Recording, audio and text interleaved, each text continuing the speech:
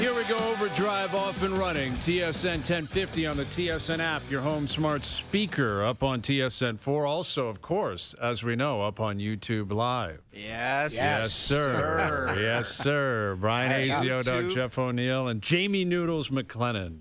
It's garbage time of year. We got to just grind it through. It's always kind of that lull after the Leafs go out. We got to find some energy, just like we're down in a game. We got to just bring something to the table, get some excitement, and bring it home till July 1st. That's true, but you know what? It's a little later this year. Don't you think? Like, yeah, it is. You're right. I'll be honest. Like, there's times way to where be positive. You're right, Noodles. 10 days later this year. Well, regardless, I'll take 10 days later. I'll take 10. I'll take a lot more later, to be honest. But in the end, there is some stuff, and it's going to be newsworthy. There's so much going on. I mean, Brendan Shanahan might be a New York Islander. Yeah, Who knows, it sure sounds that way. We just had breaking news before we came on, and I find this report a little bit greasy. Not the Shanahan one. We'll get to that in just a moment, but I'm curious where you guys stand on this. The NBA announces this morning, tonight's the night we announced the MVP on the NBA on TNT.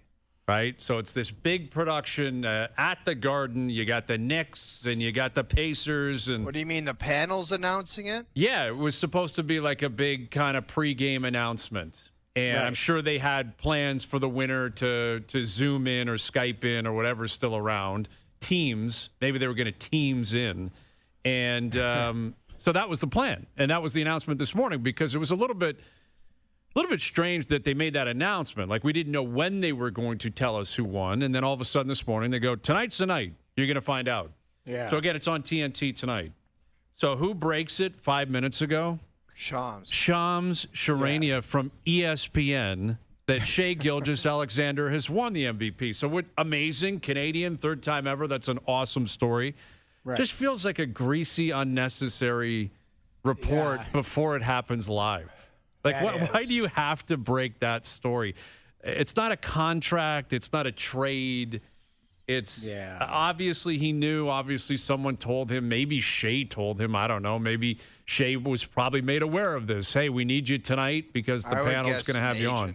I would guess the possibly, agent. but that just seems right. like, why do you need to break that before we see it? It's like the lottery. You know what I mean? Like, why announce, hey, by the way, the Islanders got the first pick before the show even happens? Dude, we can't talk. We named Team Canada our insiders before they were even named. I understand that. I get it. I understand the journalism side of things, and that's a big part. I can guarantee you if this was on ESPN tonight, I don't think Shams would have reported it.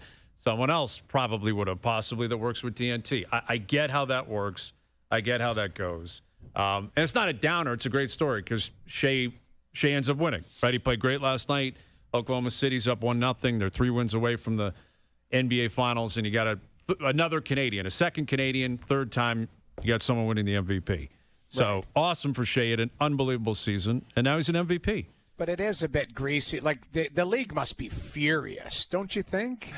Yeah, it's a sponsored thing. Like, I think Kia. Like, if you're the Kia guy, you're like, we kind of sponsored the MVP announcement. Is there any way we could possibly keep people captivated for that announcement? Like, now who's dying to watch it? You don't need the announcements done. And what I'm curious from a broadcasting standpoint, because you guys have been in this situation before, where everyone kind of knows what's coming, it's been leaked or whatever, and yet you have to go on there and broadcast it. Pretend as if it hasn't been leaked. Yeah, like that's what I'm curious about tonight. Like, does Barkley I could see him starting the show just saying, what are we doing this for? Like, Shai won. He'll muddy the waters. He'll be like, you want to butcher this already? Let's just butcher this, and I'll make it real ugly. He might do something crazy, be like, I'm not even watching basketball. I don't care about this. Dallas and Edmonton The Oilers are playing tonight. Yeah, because he's all over the Oilers right now. So it might be like something ridiculous where he's like, I don't need to do this. This guy's already won. I saw it on Twitter. Yeah. I'm watching that Oiler-Dallas game. Like, he might do something crazy like that. He might. That would be in his nature. He'll have something planned, I would think, for tonight. But anyway, I mean, that's obviously a great story. Shai Gilgeous-Alexander. I knew he had won a Northern Star Award, the Canadian Athlete of the Year. It was in 23. That's when he helped them reach the Olympics, the men's team make the Olympics for the first time in a long time. He had a great season. But this basically wraps up a second one for him. Yeah. Because if you're going to win the MVP, they're probably going to get to the finals. They might win it. There's no way he's not going to win the Canadian Athlete of the Year. I'd be shocked if he doesn't. But that sets up, you mentioned the Oilers playing tonight. Like, McDavid has never won it. McDavid's never won this particular award, and yet they could win a Stanley Cup. And what if they win a cup and he wins a Conn Smythe? And then that could actually turn into a great debate. And hopefully that happens. We need more Canadian athletes doing great things. Yeah, I mean, it's fair. I mean, Dallas is a hell of a team. Like, this will be, well, how could I say that? This will be Edmonton's biggest test. And then I watched that Florida team just go what they did to the Leafs in Game 7 to Carolina last night. They didn't even break stride. By the way, Hayes, that award, what is it, the Northern Light? The Northern Star. The Northern Star. Game or something. If you haven't, you should be one of the main people. Do you vote on that? I do not vote. Well, that's why we do the Lou Brown Awards. I think you need to stay away. I can't. I think there's like this conference call. Yeah, there is. I don't know if you need to get involved in that. No, I'm not. Because I think that you would, you're an alpha dog, and I don't know if that's You'd be arguing with right. people on the call. Dude, there'd be fights in there for sure. He would give the JP behind the glass stare if he didn't have the audio ready. I don't know if that's for you. No, I haven't been invited. I'm not holding my breath. Again, this is why we launched the Lou Brown Awards, because none of us get invited to this. Everyone else in media in the city. When are we doing the Lou Browns? Well, they're supposed to be in December when this gets announced. On the day of the announcement, we launch our Lou Brown Awards. I think we should maybe we got to do the Lou Brown Awards, in June or something. I think that might not be a bad idea. Let's do the Lou Brown Awards in June. Those are some things on the docket. We've been talking for 5 years about a solid rebuild. Yes. We need to start fresh. And that Scotty Scheffler might be up there on the salad rebuild. Yes, he might. He might be up there. So we're doing a full salad rebuild sometime in June. Yes. We're going to do the Lou Browns. It's the year anniversary of you guys introducing yourselves to Mike Crapper, my buddy. We still have to do Crapper versus Hayes, the golf match. That's right. Mike Crapper came into everyone's world this time last year. That is amazing. That caught us off guard. That one was you can't prepare for Mike Crapper. No, you're like content. my buddy Mike Crapper. You're like shout out straight to Michael. face and Michael Crapper. And congrats on winning the club championship. Oh, really? Really? Not a sandbagger, I hope. He gets out there and plays and does his thing. Okay. Makes every putt. Dialed in. I love it. You know what? Speaking of the salad rebuild, the inaugural winner of our salad rebuild was, of course, our boy Struddy. Yeah. And I saw our mutual friend this morning who was the captain of that famous Kamloops Blazers team. Oh, Tocs. Nice. Yeah, and they won their third, WHL championship, I guess, this day 30 years ago. Did that come up during golf? Yeah, he brought that up? Well, he had mentioned we were talking about hockey and we were talking about something else, but the reason he brought it up is he showed me a picture of Struddy, the team picture, and Struddy had the most glorious hair I've ever seen in my life. That's what he was showing. He's like, you got to see this picture of Strud, because I guess, someone had sent him, hey, it was 30 years ago, blah, blah, blah. And Struddy's hair was so dialed in. He must have been 18 or 19 years old. It looked spectacular. You looked at it and said, that looks good. That actually looked amazing. Honest to God. It looked amazing. And Doogie can pull this up or whatever. I'm not lying. There was a time where Struddy had this long Fabio hair, and he was a man dime. I'm not lying. He was 6'4", 230 jacked with this long Fabio hair. He's got the bum chin. He's got, the chiseled face. He was a man dime, and then what happened, he's turned into Big Earn from Kingpin. The salad is now in a circle, and he's Big not Earn as jacked. McCracken. Yes, he's Earn McCracken now. But there was a time, and we'll have to pull this picture off the internet because it is he's got this like look to him with the long lock. Not that, like that's not even him. That's Tucker. That's not even. Yeah, that's not Joe from the Struddy. bridge. Good job, Joe from the bridge. Why are we showing a glamour shot of Tux? What's he doing there with the boards open and is he have the leg up on the that boards? barely even pic? looked like Tux. Like that No barely kidding. even looked like him. But Nasher, all those guys. But there was a time I think Struddy would have been about 25 to 27. And he was right in his wheelhouse. Like that was his nickname was the Night Train. He was literally the Night Train. You go out and that guy was a dime. I love and now he's 10 out of 30. Like that's what it is. I think Now we he need. There it is. Look at That's the this picture. guy. Yeah. Come on. That guy looks like he lives in the Hollywood Hills. Yes. And every woman on earth is swiping right. We got to get some big earn drops, man. We got to go back to Kingpin because, like, Bill Murray has about 7 or 8 lines in that are some of the greatest lines you've ever heard in your life. And some of them obviously like Very offside. Because of the world we live in. Like we can't play. But there's one where when Woody Harrelson's eating the yogurt, and he's like, "Okay, go outside and finish that off, and come back and talk to me." Yeah, there's so many. He is such a piece of garbage in He's that. so mean It's to people. so it's just arrogant and rude so and awful. But Big Earn. Sometimes Big Earn's even there. He's still there in the morning when he's morning. It's like kids talking about his mom. Like, yeah. See, Struddy's There's not Strud. There's Struddy back in the day. He's not a dime there. He's not a dime He's there. working on it. He's working on it, but he'll be prepared for tonight.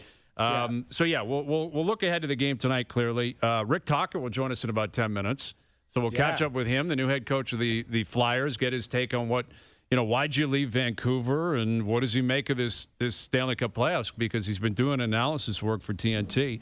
But you referenced the Shanahan news. So the report came out this morning, CJ reporting that the New York Islanders had asked Maple Leaf Sports and Entertainment for permission to speak with Brendan Shanahan about their opening as a president or a president's role down there on the island. And now in the last hour or so, it has been reported that permission has been granted, which is never a good sign for a guy sticking around in a market, right? I mean, I believe it was reported that the Islanders wanted to chat with Jeff Gorton of the Habs, and the Habs said, actually, no, that's not going to happen because they didn't want him to leave. So this would suggest if permission has been asked and permission has been granted, that's probably it for Shanahan in Toronto. I mean, I would be very surprised, and it also may be coming from him. He may be prepared for a new gig.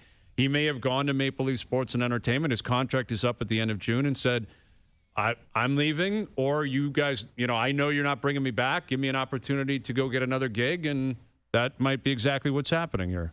Yep, I would think so. Like, I think they're going to give him an opportunity. And listen, I was trying to think about it before, too, like his legacy, all of that, because there has been, right now, everybody's a little bit down, and I get it, but there was a lot of good things he did in his tenure here. But in the end, they didn't win, and that's what you're put in places to win. Like, that's what you do. But there was a lot of good things that you could tie to his legacy. You could speak to it a lot better, Brian, and as far as Legends Row and Dave Keon, and you were here. You guys were here when this Harold Ballard was acting up, and that type of stuff. I'm not privy. I didn't live that every day. But it was a mess from afar. I'll tell you that. Yes, I mean, if your legacy or the ending of your tenure is because the team just couldn't go from like the fifth last team to be playing to the first team overall, like if that's your legacy or that's how you're leaving, that's pretty good, all things considered. Right? It's not a cop-out. That's not to suggest he isn't responsible for not getting them over the top. When he took the job, he said, our plan now is to win a Stanley Cup. He's had 11 years to do that. But there are a number of presidents and GMs that took over a dumpster fire and left it as a dumpster fire. That's exactly right. They just spun it around into some different dumpster fire. Yes. Or took over a pretty good program and left it as a dumpster fire. That's not what Shanahan did. Like Shanahan, if this is the end of the road for Shanahan as the man at the top with the Leafs, he took over a circus. That's what it was. It was an absolute gong show. It was an embarrassment, the state of the franchise and the just everything about it, from the history, the legends, to the play on the ice, to the way they operated, everything from top to bottom. It was not a good scene 11 years ago. And all those guys now it is fly. If they left, if he does leave, they should fly wherever he is to personally thank him for all of it, because he believed in all of those guys, and they got everything, man. Like everything. Do you think Mitch Marner will give him a shot on July 1st if he's in Long Island? I guarantee you. That's the first thing I thought about. Is like, why, if you are, this is the cart way before the horse. But if Brendan Shanahan's available, if he is with the New York Islanders, you don't think that he would want Mitch Marner? You don't think Patrick Waugh would go get that guy here for me right now? Like, there again, Pierre LeBrun was not wrong when he said there will be a lineup for people for Mitch Marner July 1st. There will be. That's just the truth.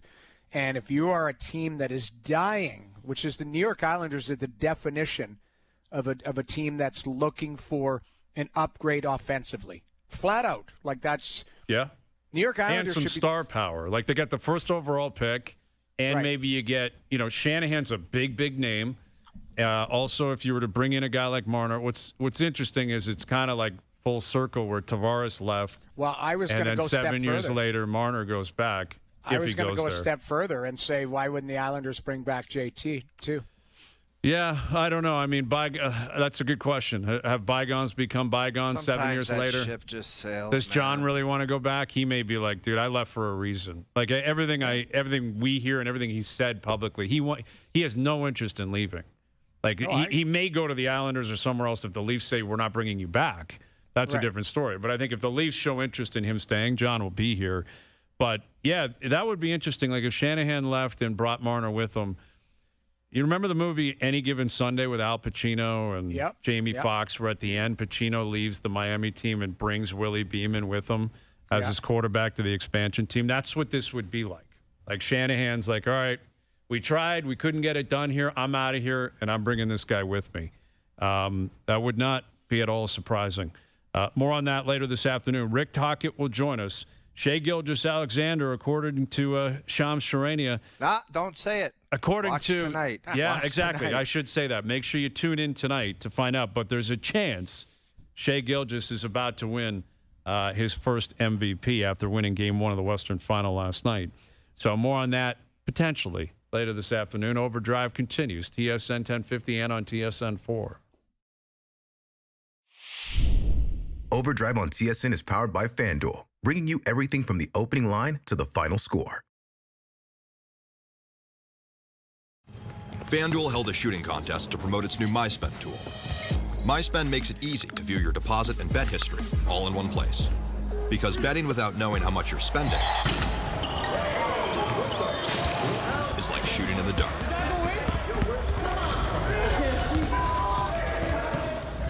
See the whole picture. Make FanDuel's MySpend tool part of your system and stop shooting in the dark. Domino's new Parmesan Stuffed Crust Pizza tastes like never before. Because Domino's has never had stuffed crust before. Seriously. But we do now, and it's stuffed with melty cheese and topped with garlic seasoning and Parmesan. Try it for the first time tonight. From Domino's. How can I just let you walk away? Just let you leave without This spring at Canadian Tire, you'll find over 1,000 deals each week, up to 40% off. with you. Ooh, you're the only one. So while it's not always easy, we've gotten used to goodbyes. So take a Discover this week's deals online or in the flyer. well, it's just an We're the Wheelers, and we love hockey. There it is, kids. Nice one.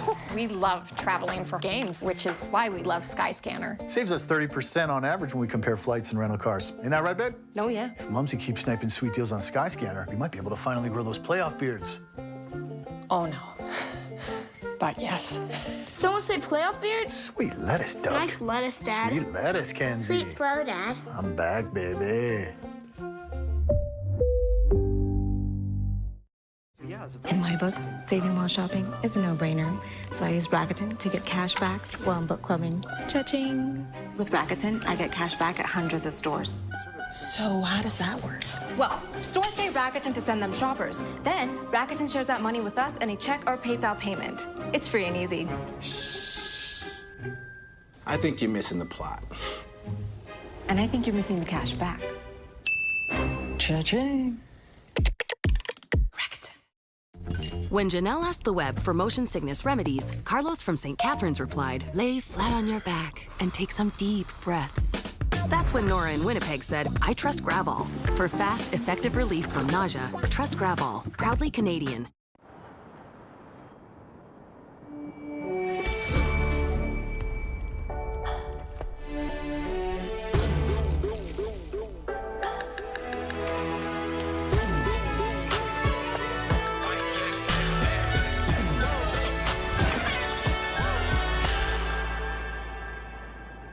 My spot, mic drop. My spot, mic drop.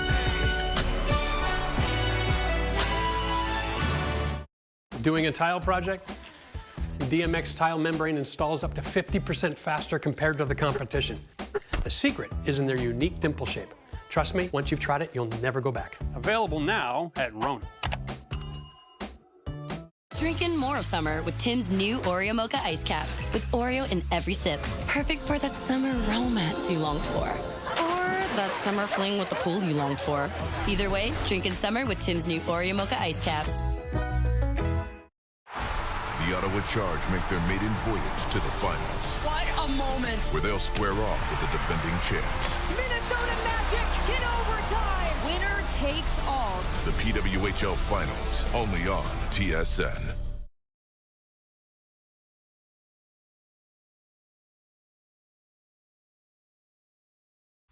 Now, back to Overdrive with Hayes, Noodles, and the O-Dog.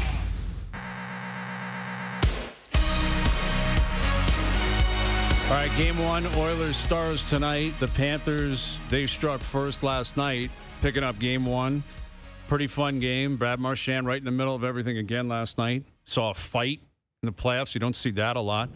Yeah. I have a feeling our next guest had to have had a fight in the playoffs at some point.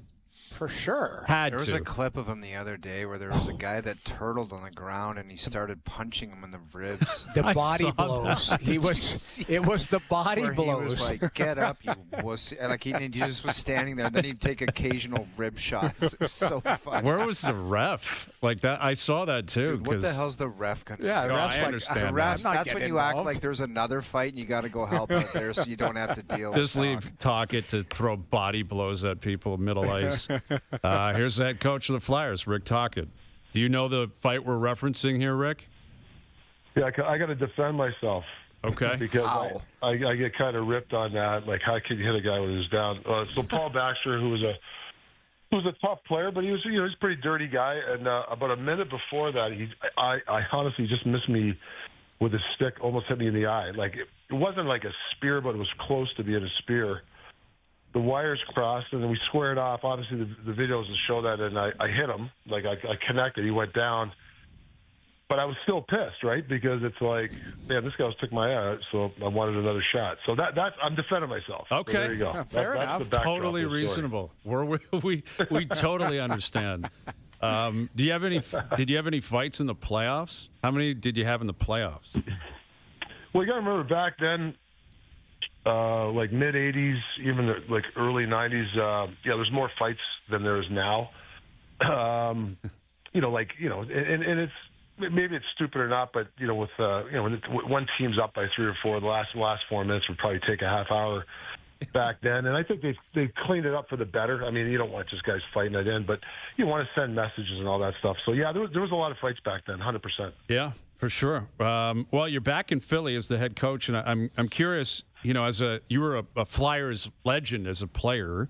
How does that translate into being a coach? Like the whole market knows you. They all love you. They all remember you as a player. Is there a reintroduction? Do you feel like you've got to kind of, in a way, let the market know, okay, I'm this as a coach, even though I was that as a player? What's this transition going to be like for you? Yeah, I mean, so, obviously a big part of my career was in Philly, as a kid. And back then, Mr. Center on the team was a family atmosphere. Really helped me shape my career and as a person, too.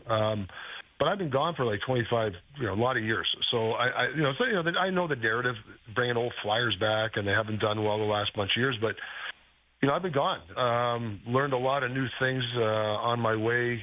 Different people, different ideas. So to me, it's a win-win. I know the area. I know the organization where they want to go. Obviously, when you have Comcast back in your team with the resources, I mean, they got the state-of-the-art stuff. The practice facility, and even being in the arena, walking around, they have all the tools. That's great. Love the plan by Danny and Jones here put in place. So I think it's a win-win for me.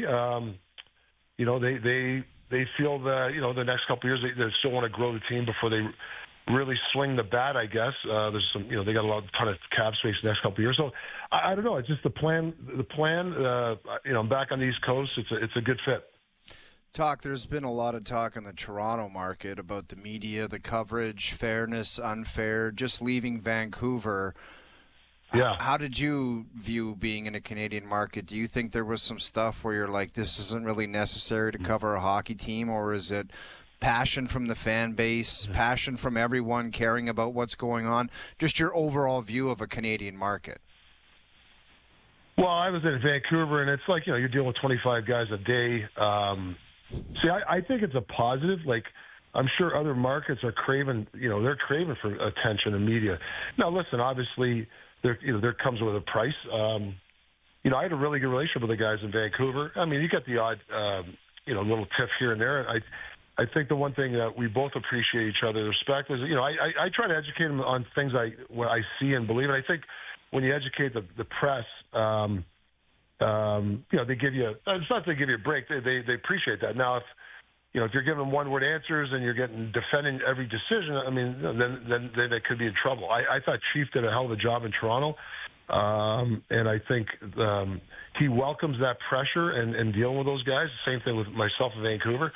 But I remember you got to dig your line in the sand every once in a while. I remember one of the couple of guys were throwing crap on the wall where, I didn't give Besser an assistant captain. When you rotate the assistant captains, and they made a big deal after, I disrespected his trade deadline and talking the organization disrespected Mark Besser. Well, I think it's okay as a head coach to call a couple of guys out and say, that's not the truth. There's no disrespect. And we patched up I patched up with a couple of guys.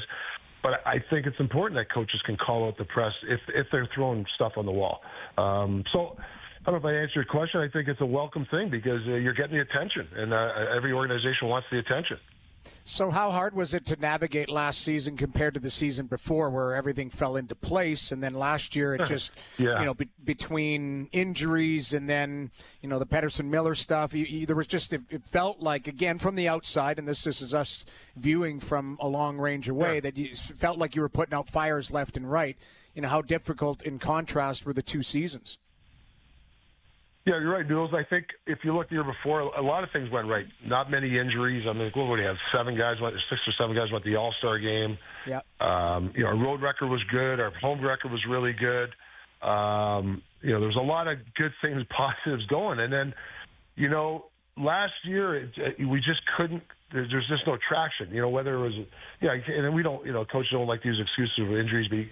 Couldn't get a full lineup in. Obviously, the P.D. Miller thing was obviously a front page thing that we were dealing with. You sign different free agents. Like there's a lot of different moving parts, and quite I got to take some responsibility. Where can I have done some different things? Yeah, I mean, I take a deep dive every year. I think as a coach, you got to evolve. You can't be the same guy. I mean, obviously.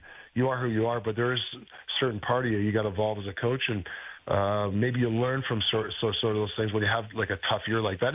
But I will say I'm going to give a lot of those guys kudos because I don't know, 2 or 3 points out of the playoffs for what we went through as a group. To hang in there and almost get a shot at the last week or two of the playoffs. I really commend the players. But saying that, we all have to take responsibility. With Rick Tocchet, I found it interesting last week, Adam Foote, when he was, announced as the head coach and he spoke with the media, he was talking about some of the things, you and he had gone over. And obviously, he was with you in Vancouver. I'm sure he's a close friend of yours. I'm curious how often that happens, how rare that happens. I mean, I understand this is a unique scenario because, you and Adam are close, but do coaches help each other out? Like now that you're in Philly, would you reach out to John Tortorella and pick his brain on what he saw when he was there? Like, how does that work in the coaching fraternity? Yeah, great question. I have a little bit of a roundtable guys that I call, like coaches, NHL coaches. I mean, I've really actually got to know Pete DeBoer. I knew Butchie before that, but the Four Nations, obviously, I've been close with Coop for a while now. So it's kind of helps me to have those type of guys if you have to pick the brain. Obviously, we're not sharing stuff because we're playing each other, but there's some stuff that we do help each other. Obviously, Craig Berube probably talked the most, him and Travis Green a lot this year, over the years of picking brains. So I'm a guy, I don't like to have a huge list of people you want to call because I think you can get confused, but there are some guys there when there's decisions to be made or checking up on a guy or something, or you're ready to hire a guy. There's certain guys you call because you really trust them. So yeah, that's what I try to do. With Rick Tocchet, so you mentioned that you really kind of liked the vision of the Flyers brass down there with Danny Briere and everyone down there and what they're trying to do in the future. You're walking into a scenario. It was a tough year last year for the Flyers, especially down the stretch.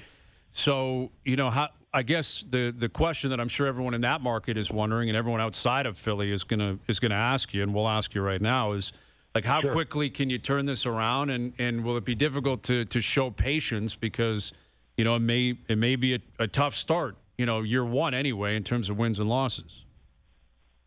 Yeah. So to answer that the best, and I'm going to probably use the most over word. And probably you guys will puke as a process, right? So, come on, Rick, give us something better. Different word.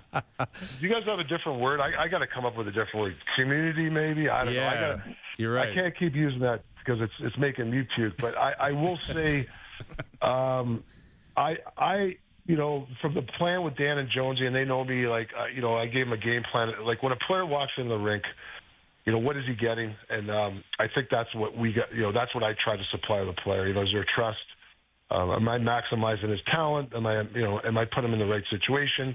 Am I putting the team in the right situation? Are the departments that they have now? Do they have the science? They have the strength coach? Is everybody saying the same message? Is the same messaging? That's what you're really going to be judged on. And when you do those things right, the results will happen. So how quickly? I don't know. I do know these guys have patience. I mean, even talking to Danny, hey, what about this guy? And it's like, well, we're not ready for this guy yet. Maybe next year, that type of player, that kind of money. So I think they're preaching patience, but I think they're looking to see people develop. There's some really good hockey players, like an Owen Tippett. Is there another level for that guy? Big guy, strong, can shoot and skate. Where can you take him? Things like that. And we know the weaknesses at our team that we got to address. So let's say the community. I got the community or whatever the word is. I got to find, like I said, I got to find that word. But just the process to for the end result of the wins and losses that everybody wants. Talk. You just mentioned all the things available, the sports science, do you ever think organizations may look into just shrinking that? Because although they're all trying to help, and a lot of them do help, it seems like it's almost a crutch for some guys where if something's it just seems like the guys that get it and know how to get to the deal, which is playing great and consistent, they just do it. And they're not veering off going to that guy or this guy. They have a plan, they're very focused, and they execute. Yeah, honestly, you're exactly right. You don't want people tripping on each other. You don't want excuses. You don't want something doesn't go right. It's right away the abandoned that thought. They want to go something else. You got to be careful, and you got to make sure that the departments are speaking the same language, and there's not people tripping on each other. You don't. Sometimes people think the more is better, and that's not true. I think you got to just kind of find that sweet spot. I'm looking forward to meeting the staff in Philly. I know there's a lot of good people there, and just make it a cohesive group, and make sure that we're taking care of the players, but we're not tripping on each other. So what do you make in watching the playoffs now and sitting back and seeing the teams and how hard they battled to get to the Final Four and even the Final Eight? There were some great teams, some Cup contenders that ended up bowing out. But what do you make of the playoffs so far and the entertainment factor and some of the guys who step forward? Well, the hardest part for me is sitting on the sidelines. I mean, I do watch a lot of hockey games. I watch a lot of playoff games. Try to put your coach's hat on. Who's doing what. The matchups. Like you almost like try to be a coach in there from the sidelines. I think it helps me at least. But it also there's a burning desire to get in there. And then when I watch, Game 7, Winnipeg and St. Louis, what happens? Or you see, the Leafs 2-up go against Florida. I think they're up 3-1 in Game 3. Like things like that. I mean, that's just what playoff hockey is all about. You can't count things out. You see the different storylines of certain players, certain coaches, matchups. I think it's incredible. I mean, and I think that's what, as a coach and players, you strive for that. I mean, if you're a player that's not making the playoffs and you're in the Bahamas watching the playoffs, I mean, what are you doing to get in the playoffs? Like, are you trying to raise your level of getting better to be a piece of that that puzzle to get you in? So. Yeah, I think it's important that everybody watches these things, especially the guys that are out watching it and get you motivated. It's terrific. I love watching playoff hockey. Yeah, it's going to be a great run, man. Western Conference Finals starting tonight, and it's only the third round. We still have at least a month left of hockey, so it's going to be a lot of fun. Congrats on the new gig down there in Philly, Rick. We'll be rooting for you. We'll be tracking you, and we'll chat again down the road. Thank you for this. Okay, guys. Thanks, man. Appreciate it. You got it. There's Rick Tocchet of the Philadelphia Flyers, and he was a teammate with Craig Berube back in the early 90s. I love doing the hockey DB. Like I'm like, all right, what do we have here? Okay, the 90-91 Flyers. Can you imagine how tough those teams were? Oh man, they had Tocchet, they had Terry Karkner. He was pretty tough, man. Very tough, yeah. They obviously had Berube. Scott Mellenby was pretty tough. Mel was very tough. Yeah. Jeff Chikrin was on that team. Interesting. Oh, yeah. There's definitely some guys who were pretty tough on that team. A couple of Scarborough boys, too. You had Mike Ricci. You had Rick Tocchet. Wow. Yeah. Ricci had like the weird hair. Not the weird hair, but just the big puffy hair. Long hair forever. He was known for the hair. Yeah, he was known for the salad forever. Absolutely. Well, he got traded for Eric Lindros to Quebec and then went on to Colorado and won a Stanley Cup. That's right. Yeah. Yeah, he had a great career, man. Like I don't know why I can't open his page. Something's going on here. But, yeah, Ricci had a really good career. But, yeah, Rick Tocchet and Craig Berube on the same team in their mid-20s. That would be trouble. I would think. Running amok. Yes. That's what they would be doing. Absolutely. Yeah, you're right. Yeah, Ricci played 1,099 games, almost 1,100 games. And, really good career in Philly, Quebec, Colorado, San Jose. Ended in Phoenix. World junior player. 4th overall. He was a Peterborough Pete. He's a 71. I think he's my age. I believe he's a 71 birthday. He is. He was the 90 draft. He was drafted in 1990. So I played in that Quebec SO Cup. It was all the 71 born. It was like Sundin, Pavel Bure, Mike Ricci. Like that was I look back, I actually have a brochure from that. Felix Potvin was my age. I have a brochure from that tournament. And my goalie partner was a guy named Byron Defoe, and he was really good. He made it to the NHL for a while, didn't he? Like he was a good player for a while. Played in Boston and Washington. He was actually drafted. Him and Ole Kolzig were drafted in the same year. They drafted both of them. They're best buddies too. Wow. Unbelievable goaltenders. Both of them different types of goaltenders. Like Ole was a monster, and Byron was probably an inch smaller than me, but he was a good goaltender. But that Quebec SO Cup, I remember like Pavel Bure was the best player. He wasn't even close how good he was in that tournament. Yeah, and he had the best gear, And then, like, the backup goalie had literally catalogs on his legs. Like, the Russians came over, and we had, like, a fight with them in the dorm because they were stealing our jeans. It was a nonsense. Crazy stuff, It was man. crazy. Yeah, like crazy. I remember that as a kid. There'd be teams that would come over from Russia or come over from, like, the Ukraine. Yeah. And remember, they'd play like the Red Wing. I remember they'd play. Dude, they'd come over here for a month at a time. 2 months. Yeah. Like, they played everybody. Played all the MTHL teams back then. The buildings would be. I went to one. My dad brought me to one. It was packed barn, right? They were just unreal teams. Like, and then you'd hear stories about, like, they'd lose and the coach would, like, turn the lights off and leave them in the room for 3 hours. Yeah, like stuff like that. And you're like, what the hell is going on here? Like, this is wild. Like, who's sanctioning this on our end? You know what I mean? Like, we're bringing these people over. It's like, maybe you need to go tap the coach on the shoulder and say, actually, we don't do that over here. Yeah. You know, like, you want to come over and play, you can play. But although it was different times. I mean, clearly back then. Yeah, it was ridiculous. But, yeah, that's right. Bure, McGillney, and Fedorov, they all came over at the same time. Yeah, right? Those were the big players. three. Yeah. All right, Craig Button coming up in about 25 minutes. We promised a mashup. What did we call it again? A potluck. We're doing the potluck today? I got 3 role plays. Wednesday, I got 3 mini Jerry's. I got a few confirm or denies. We got them all coming up. All right, we're going to start sprinkling these in throughout the afternoon. Overdrive continues, TSN 1050 and on TSN 4.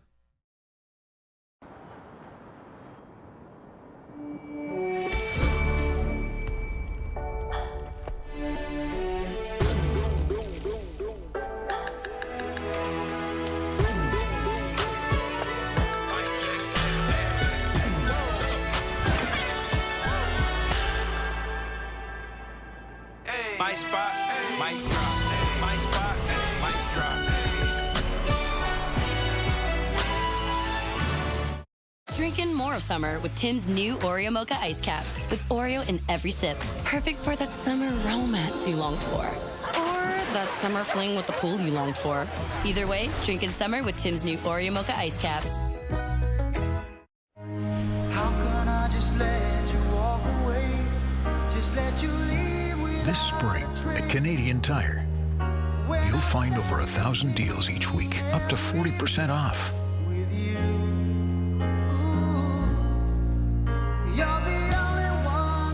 So while it's not always easy, we've gotten used to goodbyes. Discover this week's deals online or in the flyer. Here you leave today and enter A world of galaxies. A world of speed.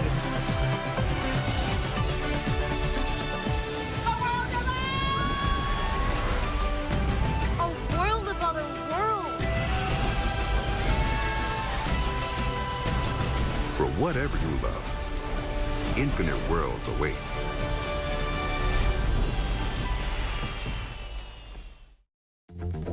When Priya asked the web for upset stomach and nausea remedies, Susie in Red Deer said, sit in front of a fan and rub your belly. That's when Nora in Winnipeg said, I trust Grab-All Ginger, made with real ginger for upset stomach and nausea relief. Trust Grab-All, proudly Canadian. Ever feel like no matter what you've got, someone's got more? And someone's got more than that. More to spend, more places to go. And just when you think there couldn't possibly be any more, you realize there's more to life than more. You're richer than you think. Scotiabank.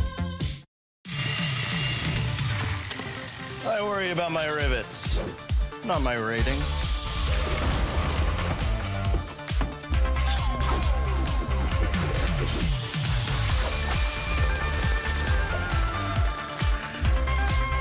I climb scaffolding, not the pop charts. Accolades. I'll cheers to that.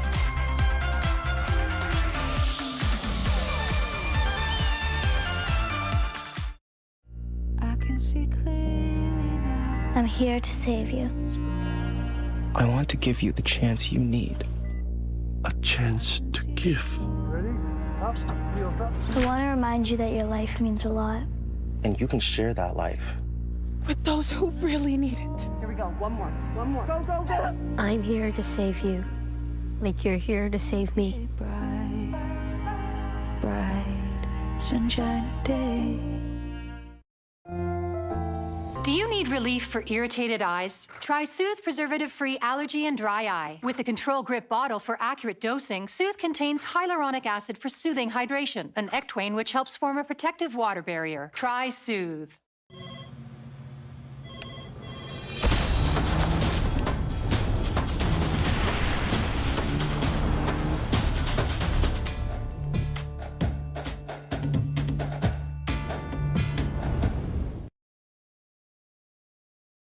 Now, back to Overdrive with Hayes, Noodles, and the O-Dog.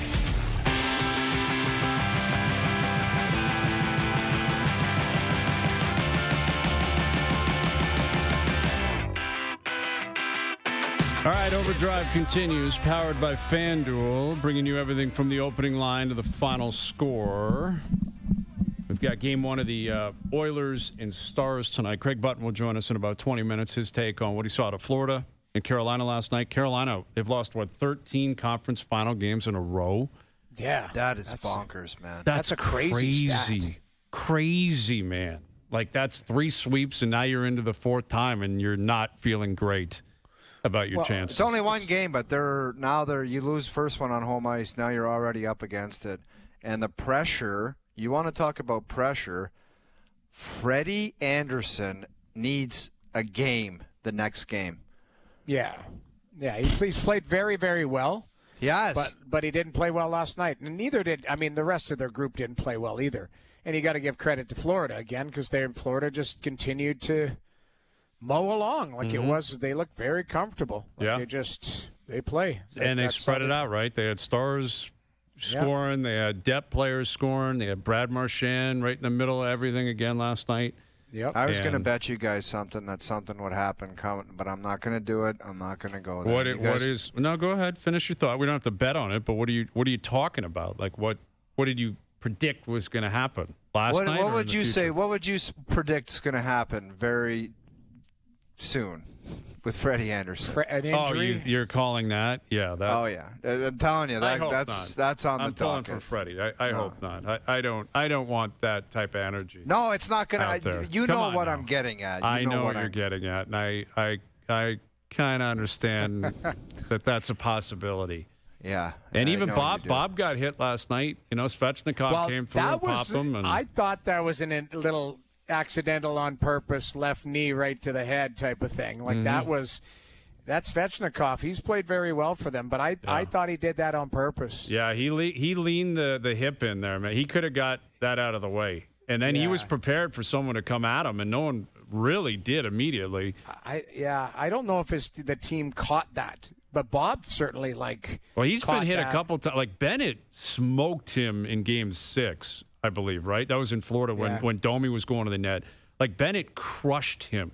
Yeah. And this is the thing about Bob. I don't know what it is with him, the Vasilevsky types, these monster, maybe Russian goalies. I don't know. But it's like they just never get hurt, seemingly. Yeah. Because Bob's taken some pretty big licks.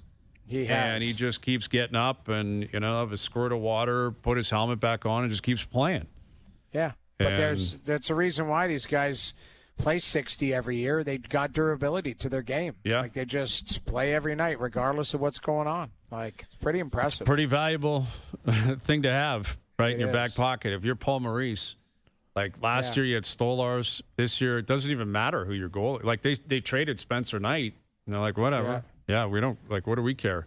Well, they got Vanacek. Like, people forget that's the backup. I couldn't remember his name. That's why I started talking about Spencer Knight. You caught me. You know why? I don't even know their backup. You'll never see him. He never plays. You'll see him if Bob has an off night or there's an injury. Or in the handshake line with a Stanley Cup. He'll have his name on the cup. Yeah. Carolina's going to have something to say the next game, but I always find it fascinating. And sometimes it sucks when it happens in the finals, because that's what happens to our team in 2002. Like, sometimes you're just at the end of the line, man. Washington was at the end of the line when they met Carolina. Montreal was at the end of the line when they met Washington. Like, that's the different levels and tiers where teams are at.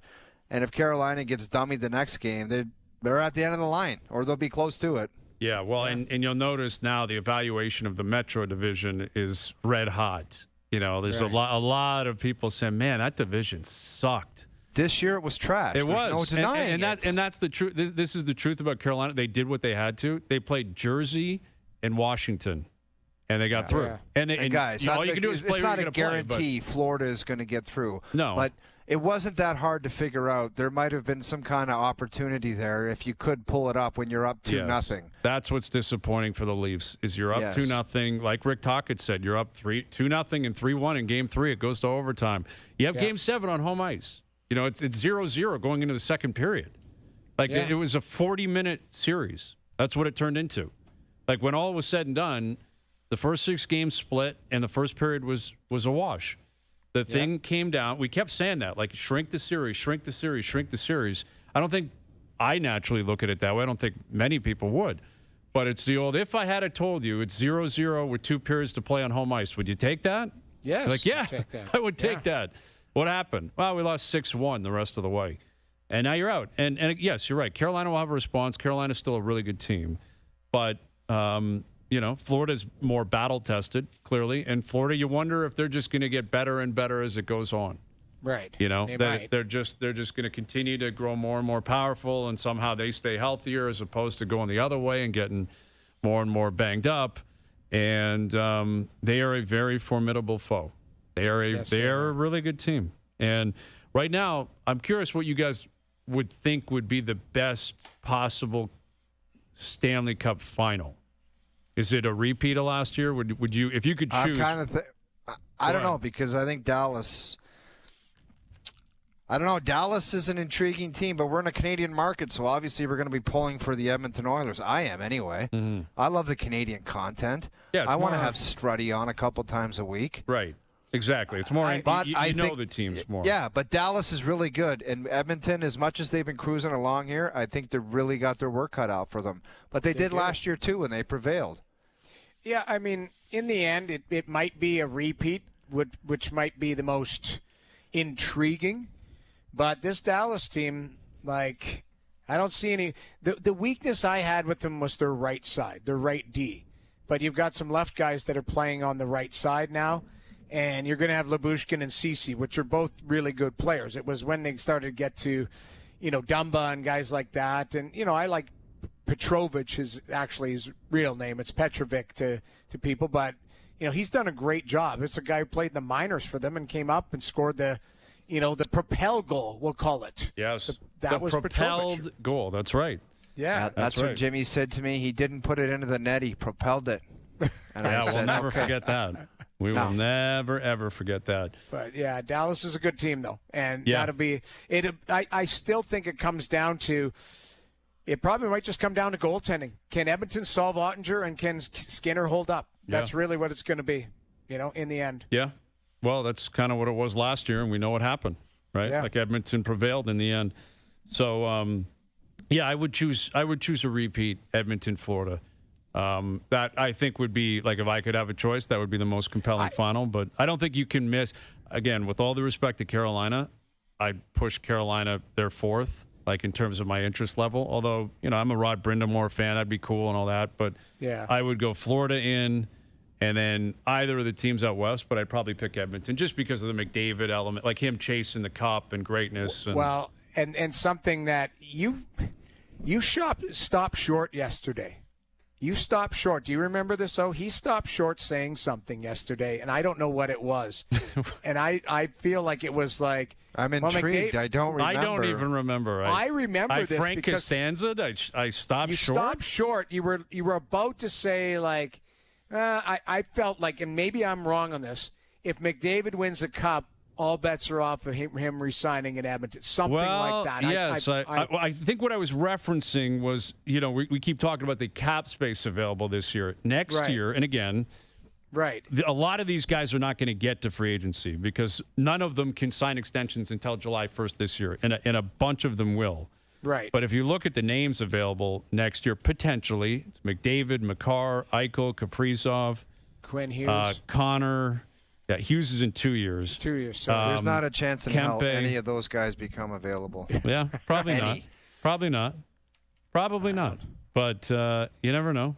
You never, ever know. Exactly. All right. Yes, I don't think that's where I was stopping short, but I'll take it. I'll take it. I thought that you stopped short based on that. I do think him winning a Stanley Cup actually it opens the door to him possibly maybe exploring a change. Possibly. I don't know. Or what it does is he looks at it and goes, we're a dynasty. I want to be a dynasty. Like, why would I ever want to leave? All we do, we win here, and they built around me, which is what he always has been asking for. Right. I think that's very possible as well. All right, we've got a potluck coming up at 5:30. We got Craig J. Button joining us as well into the next hour. Overdrive continues, TSN 1050 and on YouTube Live. How come we never talk about the Canadian dream? It's not like we don't know how to dream. So what is it? Are we too polite to flaunt it? Or do we prefer to just live it? You see, the Canadian dream isn't some faraway ideal we only talk about. It's all around us. It's on the highways, in the hospitals, and the arenas that bring us closer.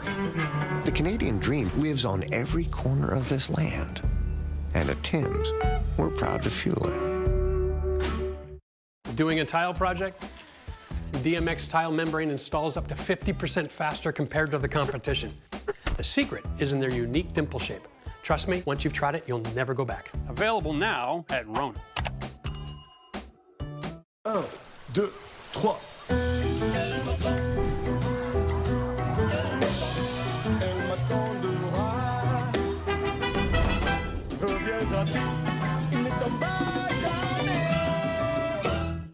Bright ideas, Mom's got it. Ruining a great song, Mom's got it. Energy to keep up even when she doesn't have time to eat right, Mom's got Ensure Protein Max 30 gram. Details. They may be small, but their importance is enormous. Every choice, every gesture, every tuning is a testimony to the most intense passion. Because details are not just details. They're everything.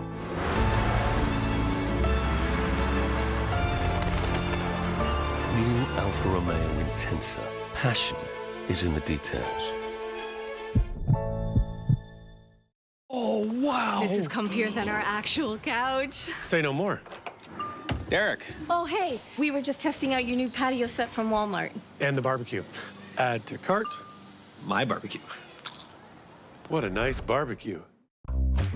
Bar none, there's nothing else better than Auto Trader. Knowing they're Canadian, I think absolutely is a cherry on top. That definitely changes the game for me. It's been around for 50 years, and it's still the best place to buy or sell a car.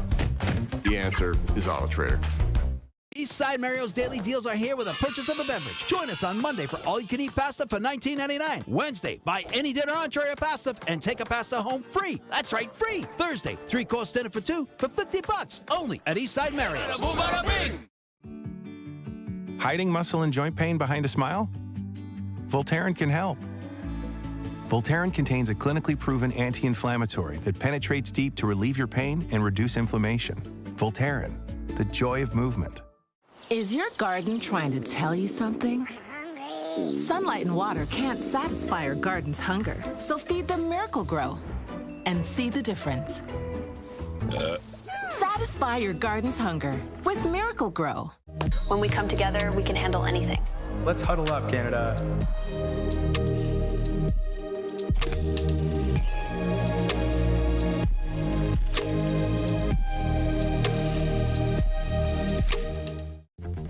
When Priya asked the web for upset stomach and nausea remedies, Susie in Red Deer said, sit in front of a fan and rub your belly.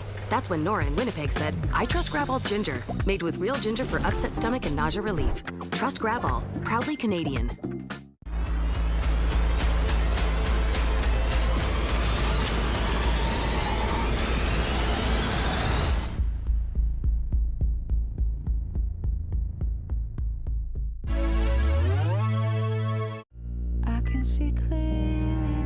I'm here to save you. I want to give you the chance you need. A chance to give.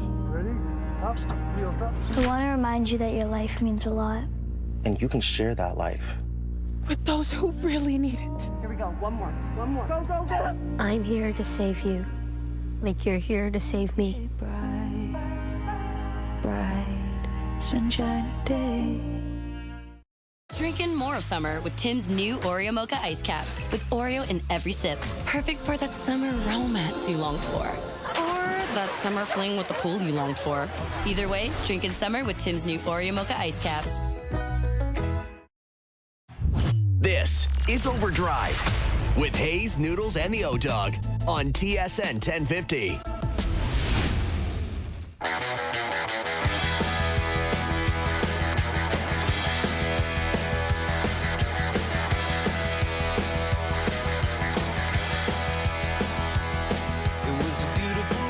Hour 2 OverDrive continues, powered by FanDuel, bringing you everything from the opening line to the final score.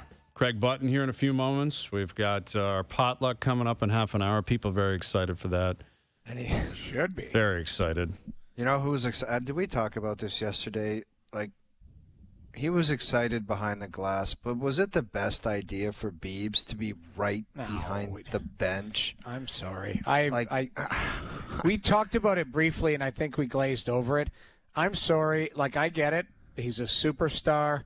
You know how I feel about Drake and all of that, too. It just, this guy is a billionaire. Go sit in a box. Like, if he's my friend, this is Austin Matthews' friend and Mitch Marner's friend and all that, and he's 6 feet away from them. Like, it, and like weird ass putting it stuff, on his man. Instagram and stuff. Like, it was, I listen, I think it's great that star power support teams. Yeah. But there's also a time and place. Like, that would have been so awkward.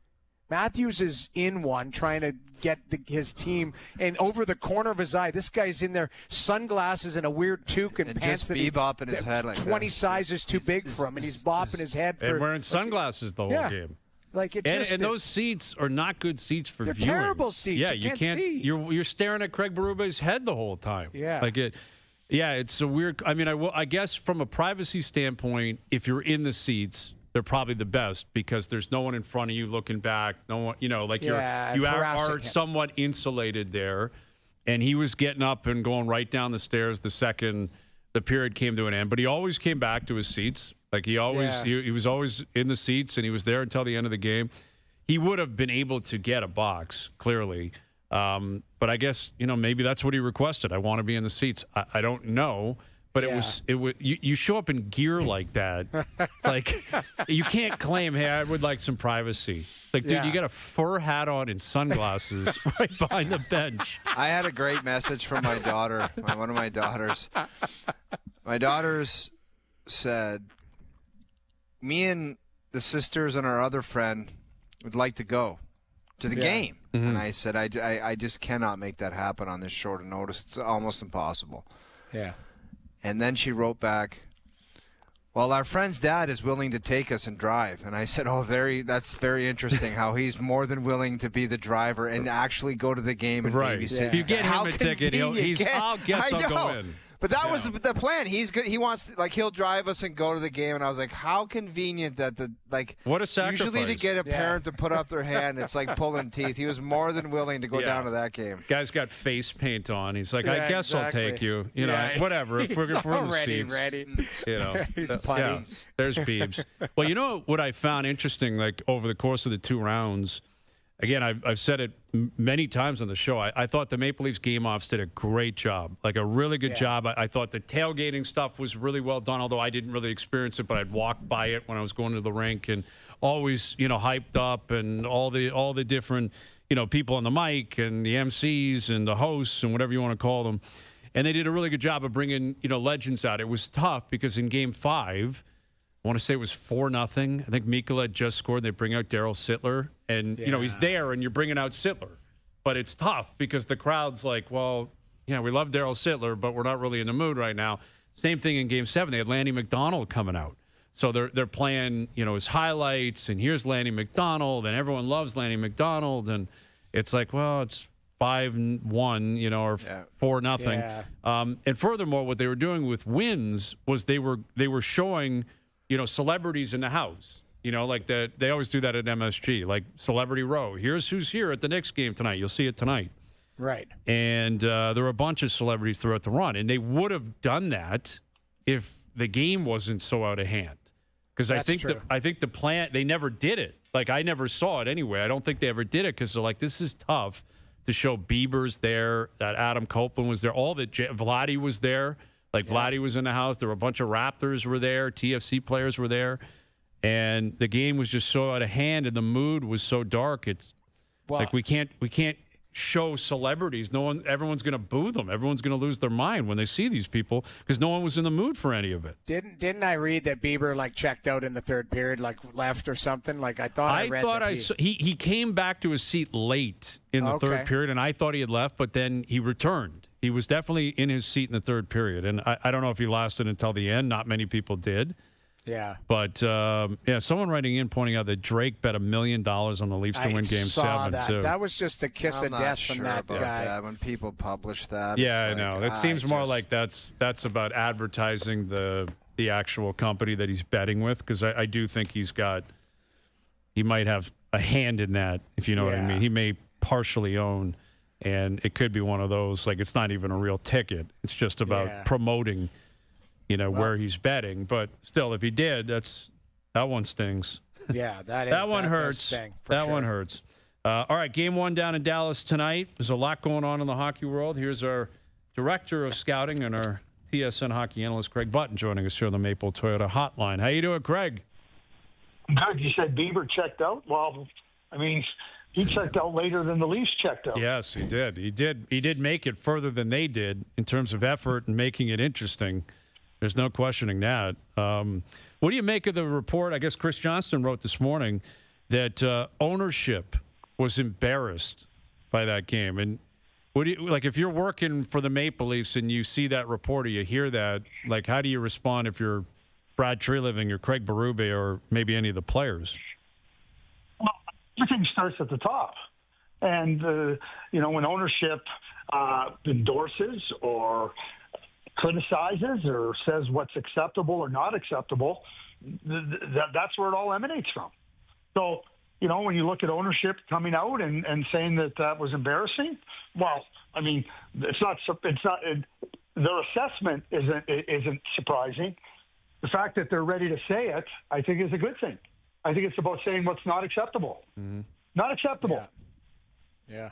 I agree. That was ugly, man. That was as ugly as it gets.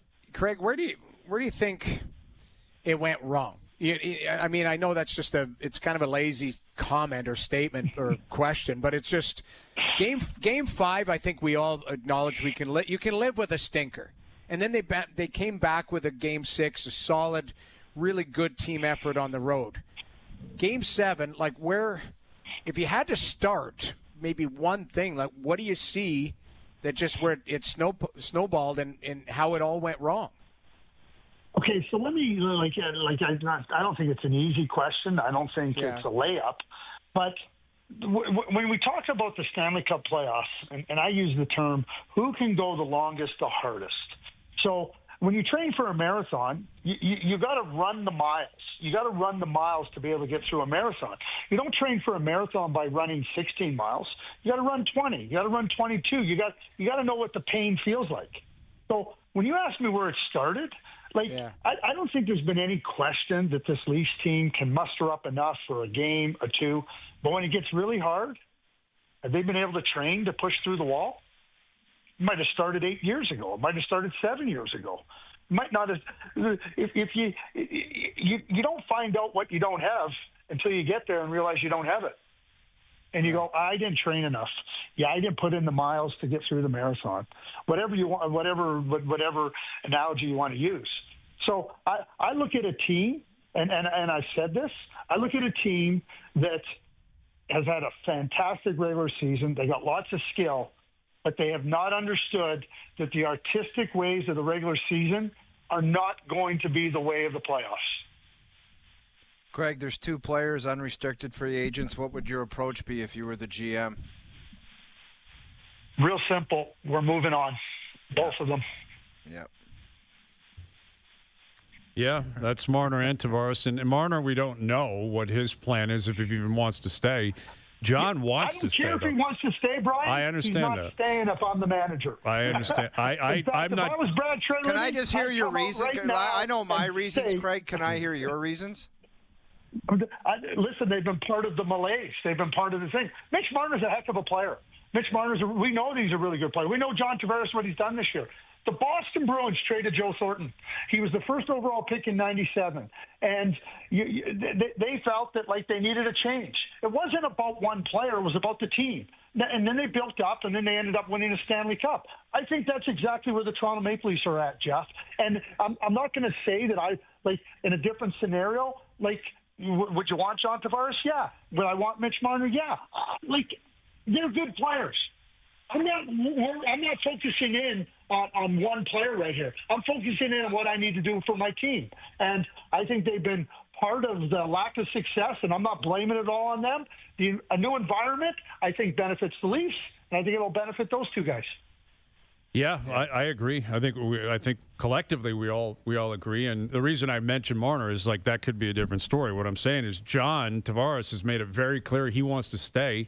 And yesterday he told people that he just had a very positive chat with Berube and Tree Living, and is very optimistic that he'll be sticking around. What do you make of that? His synopsis of that conversation, and why would they even be having that chat 2 days after they lost Game 7? That's how quickly you evaluate, or what do you make of that?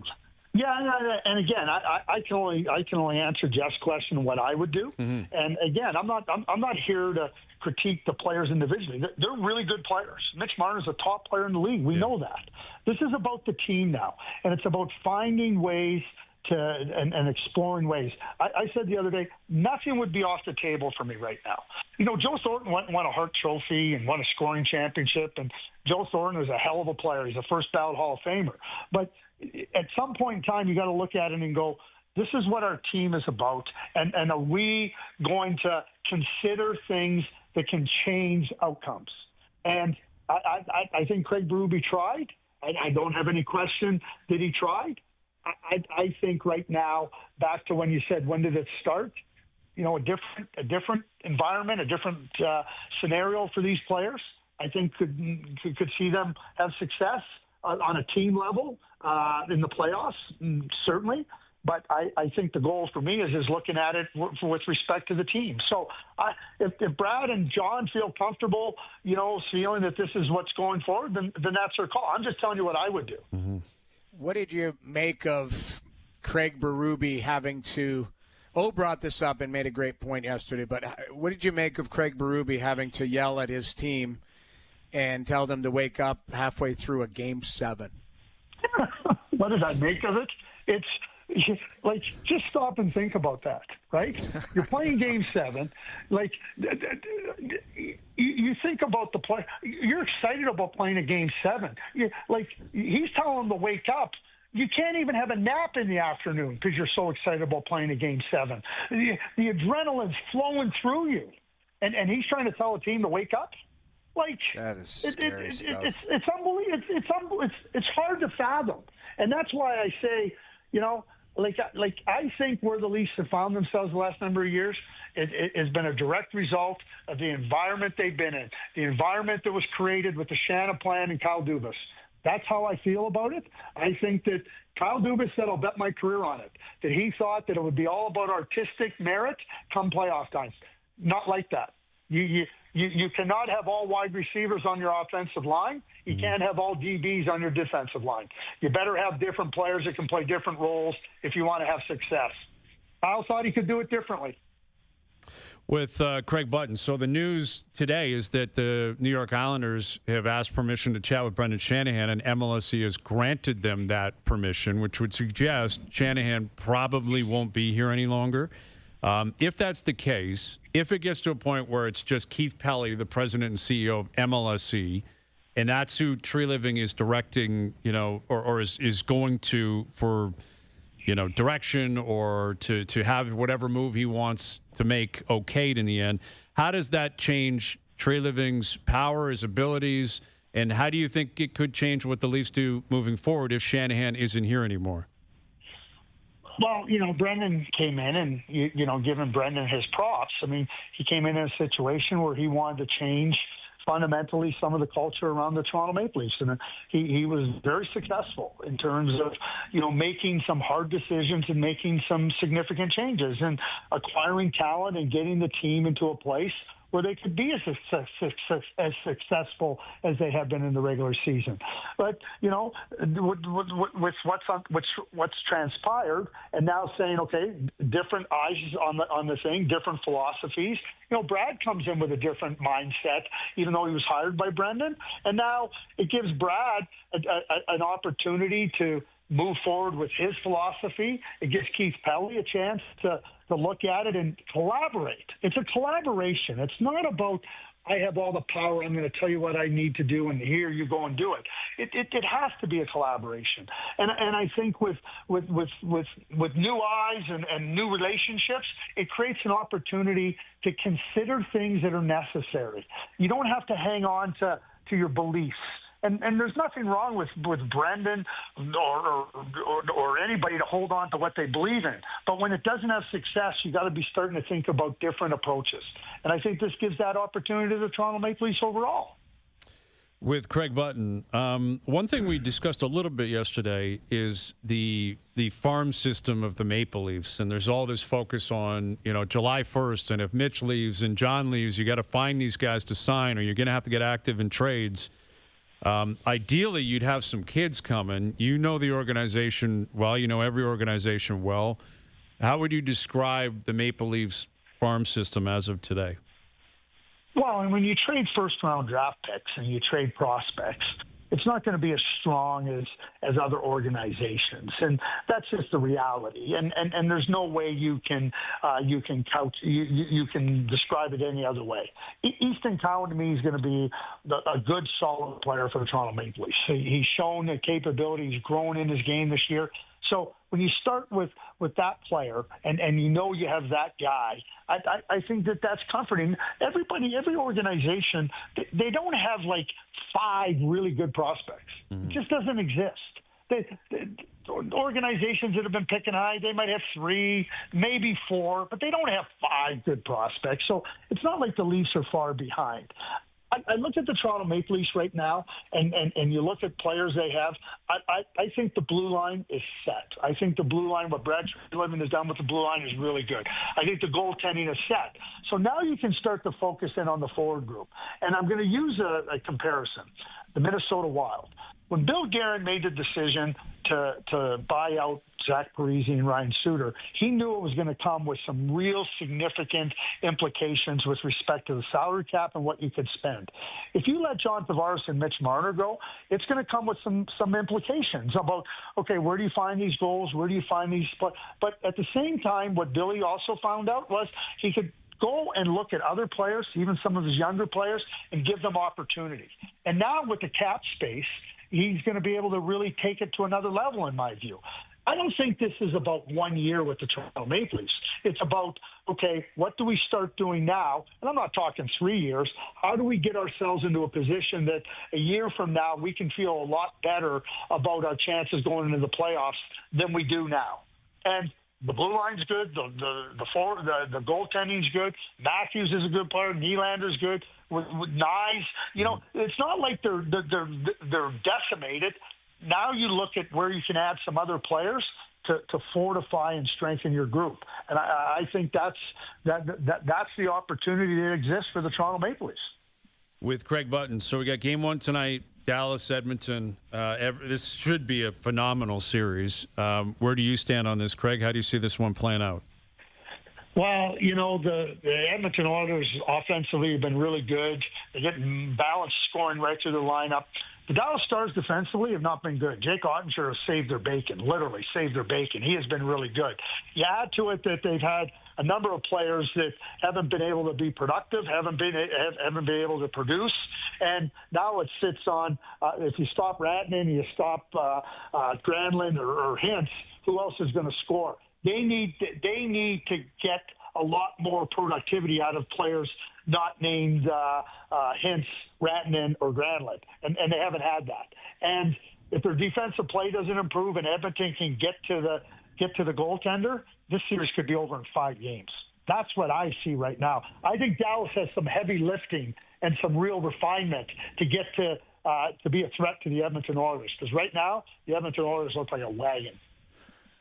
Well, you talk about the Oilers, Craig, and the guy that's driving the bus is McDavid, and something switched in him. I don't know what year it was, but it was against the LA Kings where he just realized that he had to take it to another level, and he started doing it, and he's basically been unstoppable.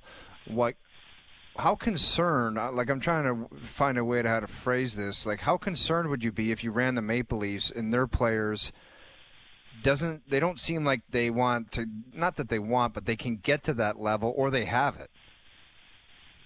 I think that the one thing that you just finished with is, do they have it? You want all the players to have it. You want to believe that they all have it, but do they all have it? And again, I'm it's going not always yes, as you know, as we all know. We all know. Okay, but so what can you do to bring it out a little bit more? And I'm going to give you an example, Jeff, and I saw it firsthand. Mike Modano had it. Was he the lead guy? No. So you look at Mike, you go, so how do we get the best out of Mike? So you try to look at other areas to try to surround him, to try to get some players around him that can enhance it, that can water it, so to speak, so it can sprout. And that's what we did. And it wasn't about Mike not being a good leader or not being committed or not wanting to be a difference maker, but he needed help. He wasn't going to be that guy. He wasn't a Mark Messier type. And I think you have to recognize it and then enhance it. And I think that is a real big key. We've seen it with a number of players over the years where just a little bit of a boost. I listen to Adam Graves and Joe Murphy, or Marty Jelena, Adam Graves, and they talked about Mark Messier. They said they were young kids and good leaders, and they just said being around Mark Messier just allowed them to grow. I think a lot of players, Kevin Lowe talks about what Messier meant to other players. And I think that if you're the Toronto Maple Leafs, trying to understand do they have it, and to what degree do they have it, and what kind of help do they need so that we can maximize whatever they have. So this Florida Panther team just continues to, dominate. They had a great game one last night. What do you see in Carolina to try and get back into that series? I know it's only 1-0, but they came in third last night in that game. It didn't look very good for them. What do you make of them? I mean, is it an off night, or what do they need to do to try and combat this Florida wagon here? Craig, before you answer, I just wanted to say great answer on the Modano. Thank you for that. Yeah, that was. Oh, you're very welcome, Jeff.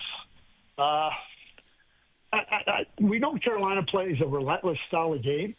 We know that they play like with this boundless energy and they try to create chaos. Well, Florida plays with relentless energy. They play with size and physicality and skill. And quite frankly, I don't think Carolina matches up. It's 13 straight Eastern Conference final games they've lost. If Florida keeps playing like this, it'll be 14, 15, and 16. I don't know if Carolina has enough to combat what Florida's doing. Florida's starting to look like they're just gaining steam. It's like the train is out of station. The train might have had a little bit of debris on the tracks. The tracks are clear now, and they're running. Yeah, they are. That game could have been in Toronto last night. They were in trouble at one time, though. They were down 0-2. Yes, they were in trouble. They were, and down 2-0 in that game.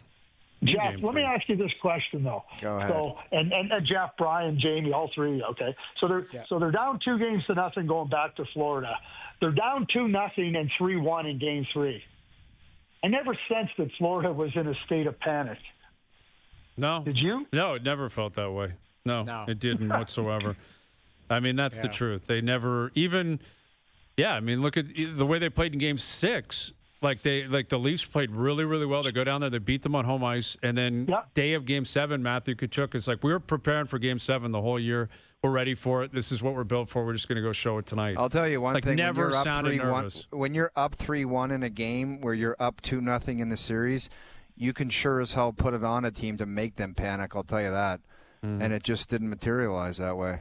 But, hey. And, Jeff, I 100% agree with you. It's about squeezing the tourniquet, tightening the screws, right? Mm-hmm. Yeah. Toronto doesn't have that ability. They don't have the ability.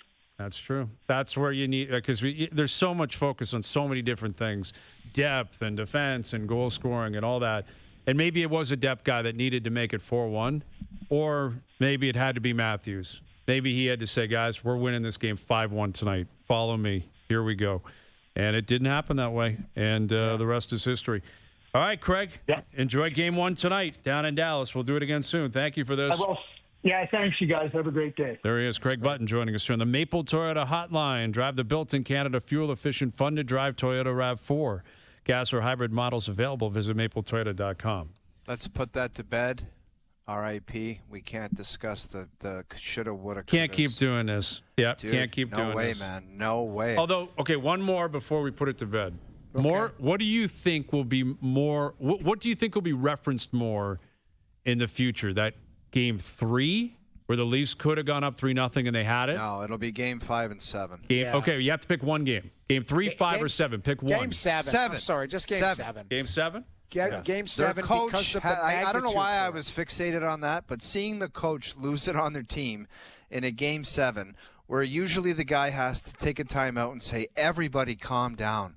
You're running people through the boards. You're taking penalties. You're too jacked up.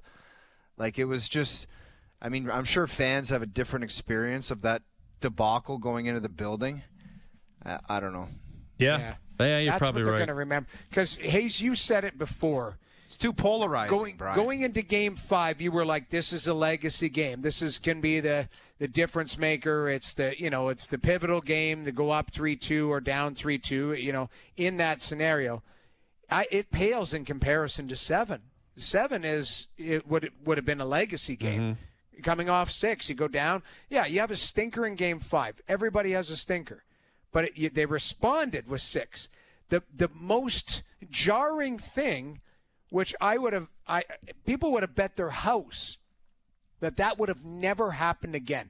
Game 5 would have never happened again. It happened 2 days later, whatever, 4 days later. It was worse 4 days later. Worse. So that's the one that people will remember. Yeah, you're right. Because they won and played better in Game 6, Game 5, it loses some of its sharpness. Yeah. Valid.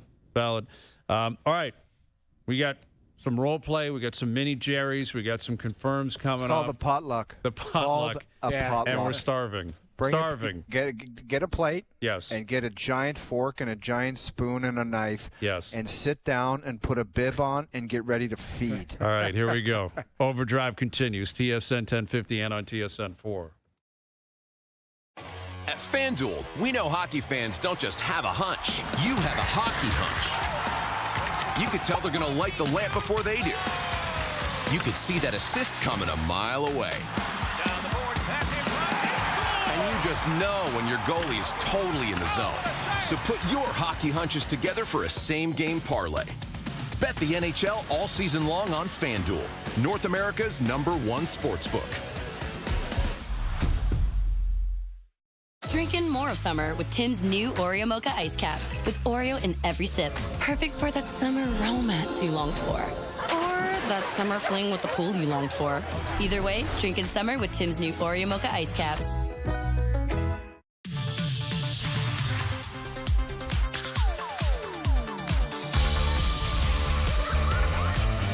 Love glitter? Try having it literally everywhere. Waterworks? Nothing's more dramatic than a skin knee. Paparazzi's got nothing on first graders.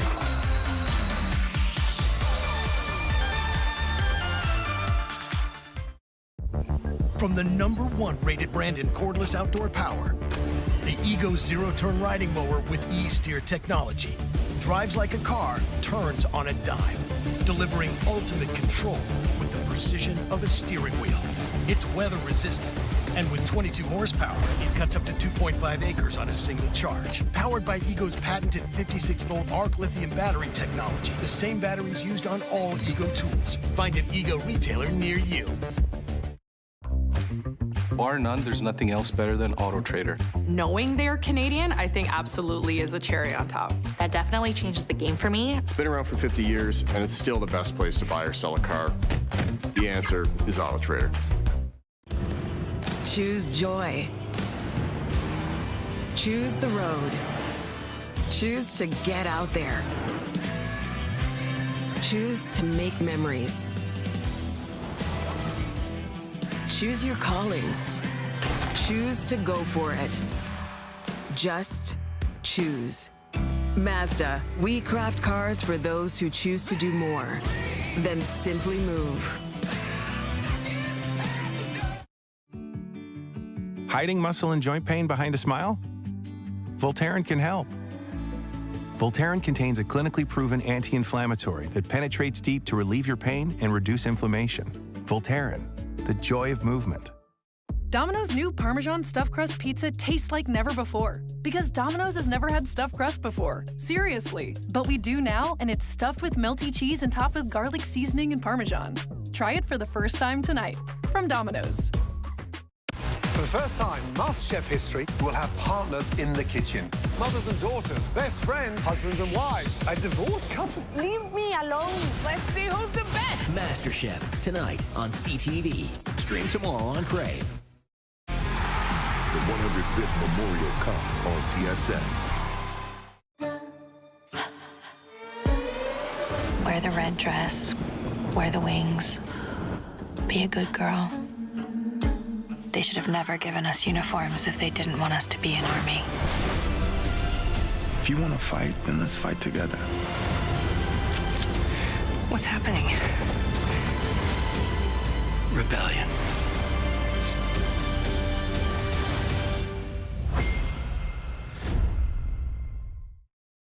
Lily Singh hosts Battle of the Generations tonight on CTV.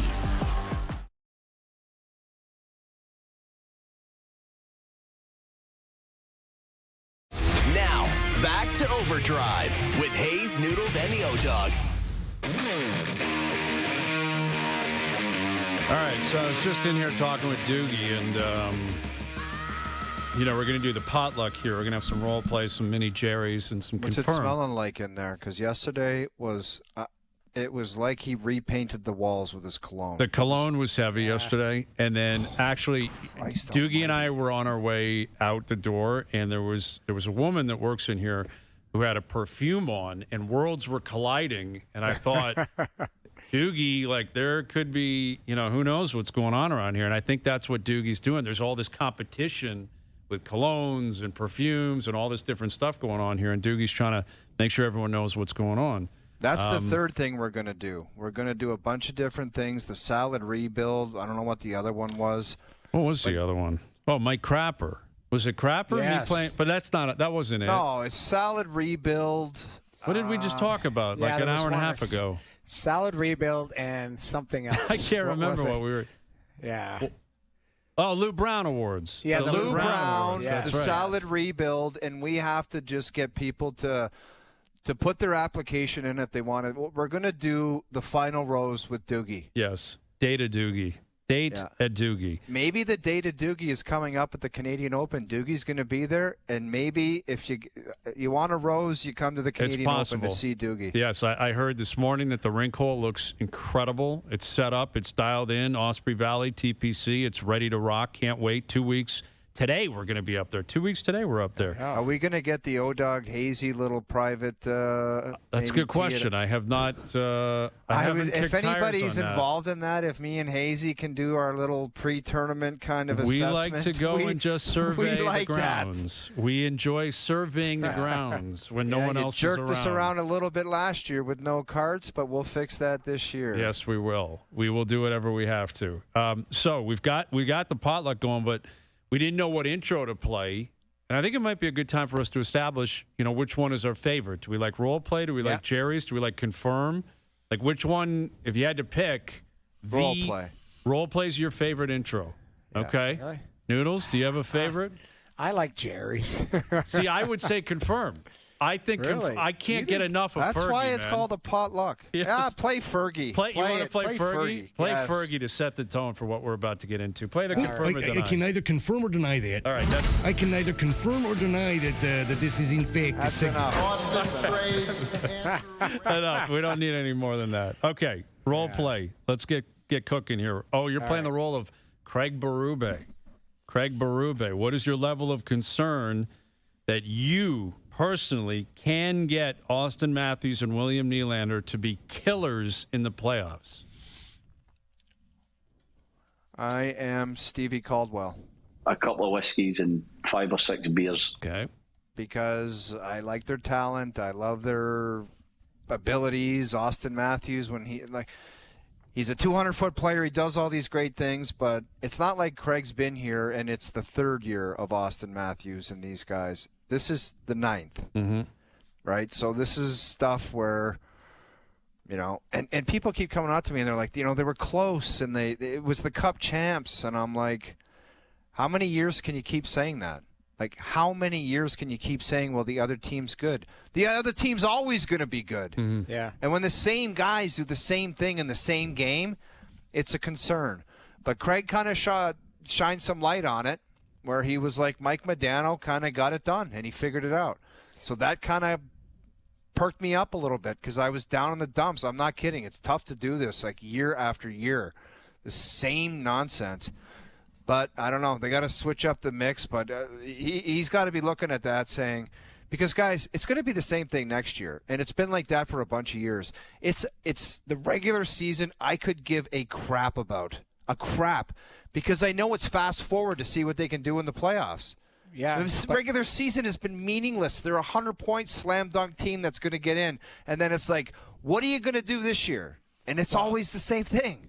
But my question is then, how are you Stevie Caldwell? If you've seen 9 years of it. That's why, because I'm concerned that it's not going to change. It should be hired. It should be Rick Bushwood minimum. Yeah. I think. I think Stevie Caldwell is enough concern, okay? Fair enough. I would separate the two. He used the Mike Modano analogy. That, to me, is Matthews. Now, Matthews has got to get more of a killer instinct. He's got to. But, he referenced the injury. He's been hurt a lot in the playoffs. A lot of stats out there about takeaways and shot slots and all, Yeah, that's what Barkov does. That's what all these guys do. No, I understand that. I'm just saying it's not like it's awful. What I'm saying is you're talking about an ingredient that he has to find. Nylander is what concerns me. Because Willie, to me, his attitude throughout the playoffs and afterwards is terrifying. Like, crappy game. That is not the way anyone should approach that. Yeah, and there was little snippets of it in that Ottawa series where I saw there was a bailout that was very similar to Tampa, and I'm like, "Come on, dude! I didn't think you were. I didn't think we were doing that." The flyby in Game 7 when it's one, that can't happen. The bent over in Ottawa on his with his his stick on his knees in the middle of play. I'm like, "What the hell is this guy doing?" Yeah, like that one. I think Austin, you can keep pushing and poking and prodding, and even if it's not raw killer, I think he's got enough in his game. To be in the fight and killing penalties and taking draws. Yeah. Willie doesn't kill penalties and he's on the wing. Like he's got to be a guy that is constantly on you and making you uncomfortable and pushing you and more physical. That would be my exit meeting with Willie. I know you're a European player or a European type of player with skill and you like to break loose. I'm going to ask you next year to change your game. I want you to become more of a power forward type. I want you to be physical and finish all your hits. And I don't care about working on your game and stick handling drills afterwards. I want you to be a finishing check, forecheck guy, and then your skill after that. See if you can do that. That's a 0% chance. Okay, you know why? Because they said, "Hey, we're going to put you at center ice. We're going to try you at center ice." How long did that last? That's the stupidest thing anyway. If that happens again next year, oh my God. All I'm saying is that this is their going into 10th and 11th year. Right, they are who they are. They can adapt their games, and I believe in the Modano analogy. And I also believe if you surround them with different types of players, it might draw something out of them. So I'm not firing darts at them, but I don't think their overall game's going to change. The bottom line is we call it in the regular season, Austin Matthews is the best goal scorer in the world. In the playoffs, he's got 4 goals in his last 3 games? Yep. What is it? Like, I don't know what it is. It's not good enough. It's like a 12-goal pace or something. They have to find something, and I think it's going to be through osmosis too. If the team is different, built differently, they might go, we're the only guys that can do this, we're going to do it. They might break through. But I just don't think they're going to change their game. You're not going to see Willie Nylander first on the forecheck put anybody through the boards. He's a very opportunistic player. You know how he scares teams? Because he's always looking for a breakaway. What did he lead the league in breakaways? He led the playoffs in breakaways because he's always lurking around. Like, that's really what you need to do is build from there and go, this is what you do well. This is what we need you to do more of. That's what I would try and do. Okay. You know? All right. We got the pot. We're all stopped at the first dish. Well, I know. Like, there's a lineup here. It was a good one, though. It was a very good one. That must be a very solid first option in the potluck line. Dude, you just picked up a dinner roll. That's all you've done. I know. No, I think that was like a cornbread or something, man. That was something more substantial than a dinner roll. I think you went right. You skipped everything and you just went right to the carving station. No, that was a burrata. That was a burrata. Just butting the line and Dude, have you ever seen a guy starving at a carving station? He basically wants the guy to turn around and he operates the knife. Anyway, next up, let's go. I've seen it. All right, Noodles, you're playing the role of the Dallas Stars. The Dallas Stars, what is your level of concern? Stopping McDavid and Draisaitl will simply be too much to handle. I'm in that, I'm between Stevie Caldwell and Rick Bushwood. Is that the next step in there? Steve Bushwood. Pick one. Steve Bushwood? Yeah. Go, Ricky. You always pick Ricky. I think it's the sound. Give me Rick Bushwood, please. 6 Busch Light, 6 Bud Light, and I love them. That's my favorite sound. That's my number one audio. That guy. I probably should lean Stevie Caldwell because I think the team, Dallas is very structured. And it's not like, if you look at it, McDavid and Draisaitl are what they are. They're two best players on the planet, really, arguably. But it's more their depth, like it was Evander Kane, it was other guys, it was Connor Brown, it was other guys that were chipping in. So they don't have to do that. But I do think that they have to be difference makers in this series.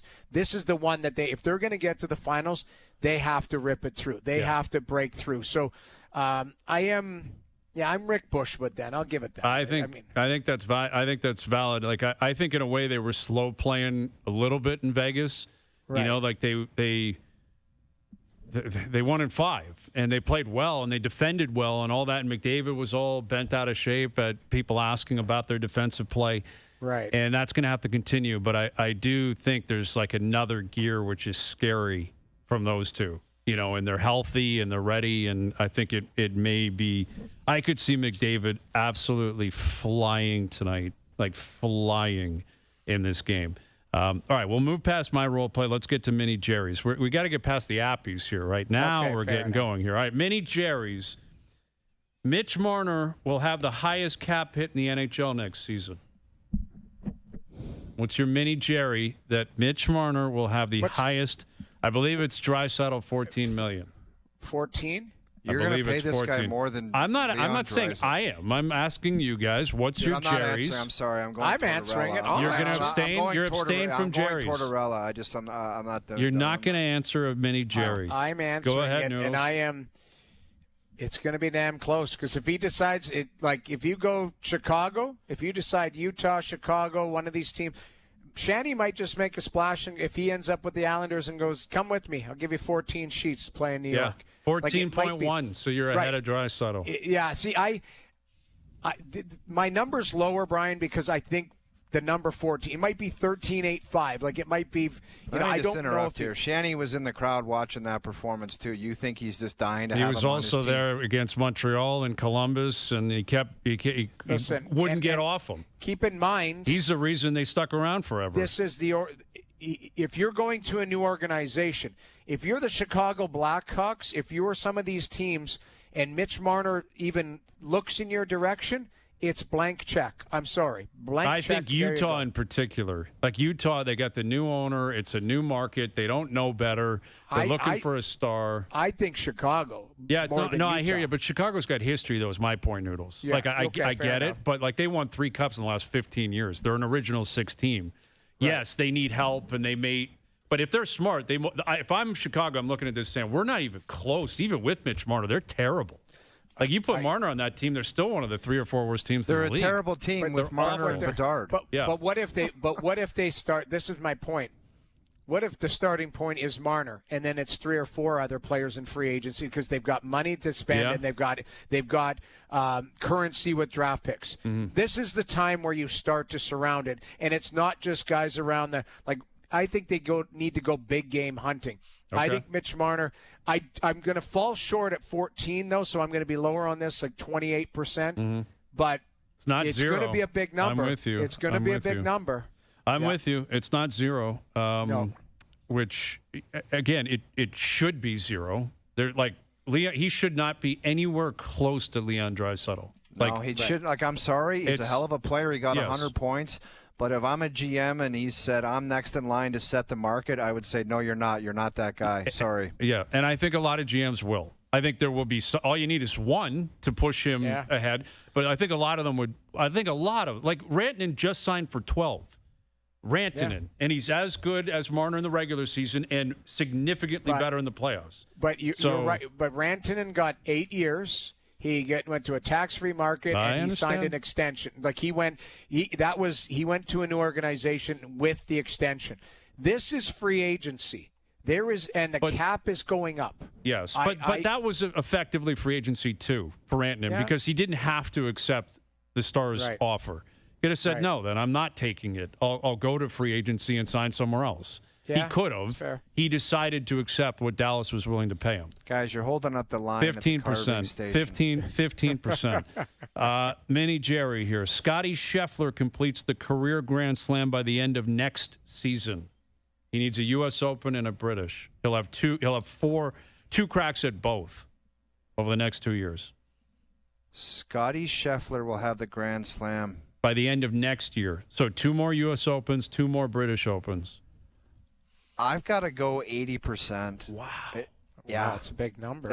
And it sounds crazy, but he's kind of in a Tiger vibe right now where he might disappear for 1 or 2, but he's got the PGA, he's got a Masters, and you'd think that he would be absolutely dialed in for a U.S. Open. Yes.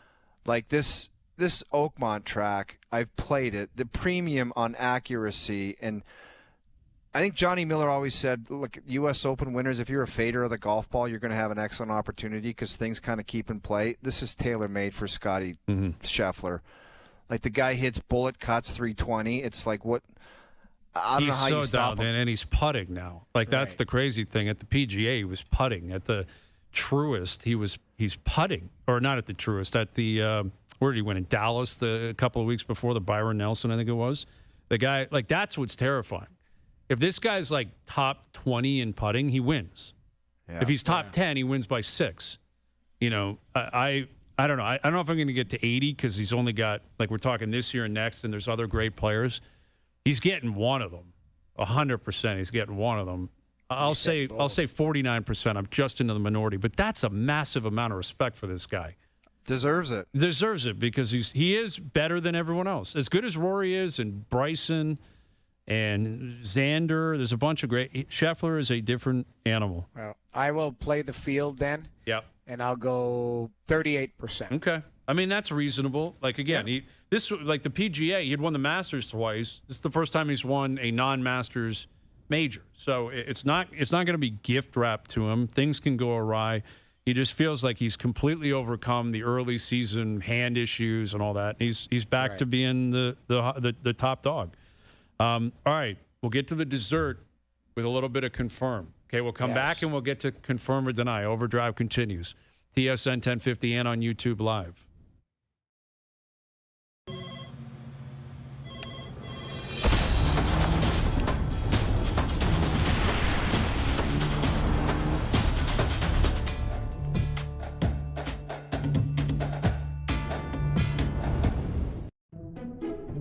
This one or this one? Yeah, with so many choices, it's easy to get overwhelmed. It's why we love ColorSpark pre-tinted paint. It takes the guesswork out of the process.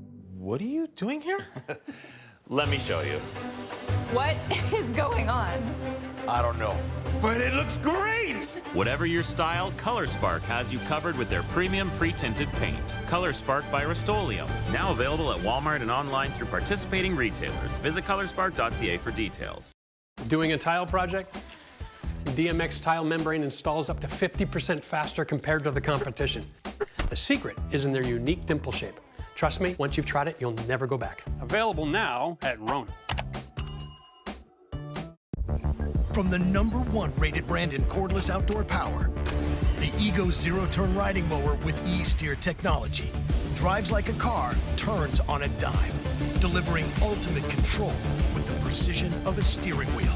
It's weather-resistant, and with 22 horsepower, it cuts up to 2.5 acres on a single charge. Powered by Ego's patented 56-volt arc lithium battery technology, the same batteries used on all Ego tools. Find an Ego retailer near you. When Janelle asked the web for motion sickness remedies, Carlos from St. Catharines replied, lay flat on your back and take some deep breaths. That's when Nora in Winnipeg said, I trust Gravol. For fast, effective relief from nausea, trust Gravol, proudly Canadian. Drinking more of summer with Tim's new Oreo Mocha Ice Caps. With Oreo in every sip. Perfect for that summer romance you longed for. Or that summer fling with the pool you longed for. Either way, drink in summer with Tim's new Oreo Mocha Ice Caps.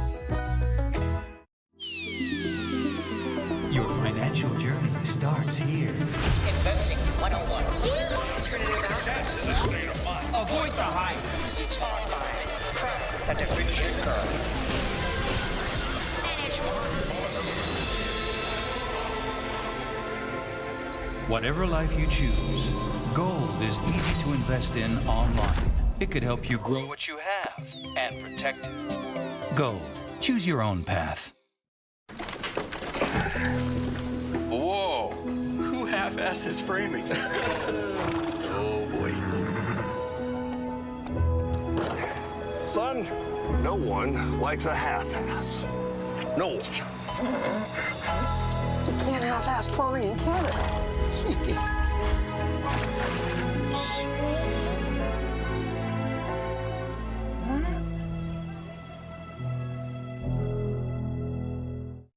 The Silverado Trail Boss. And a little work.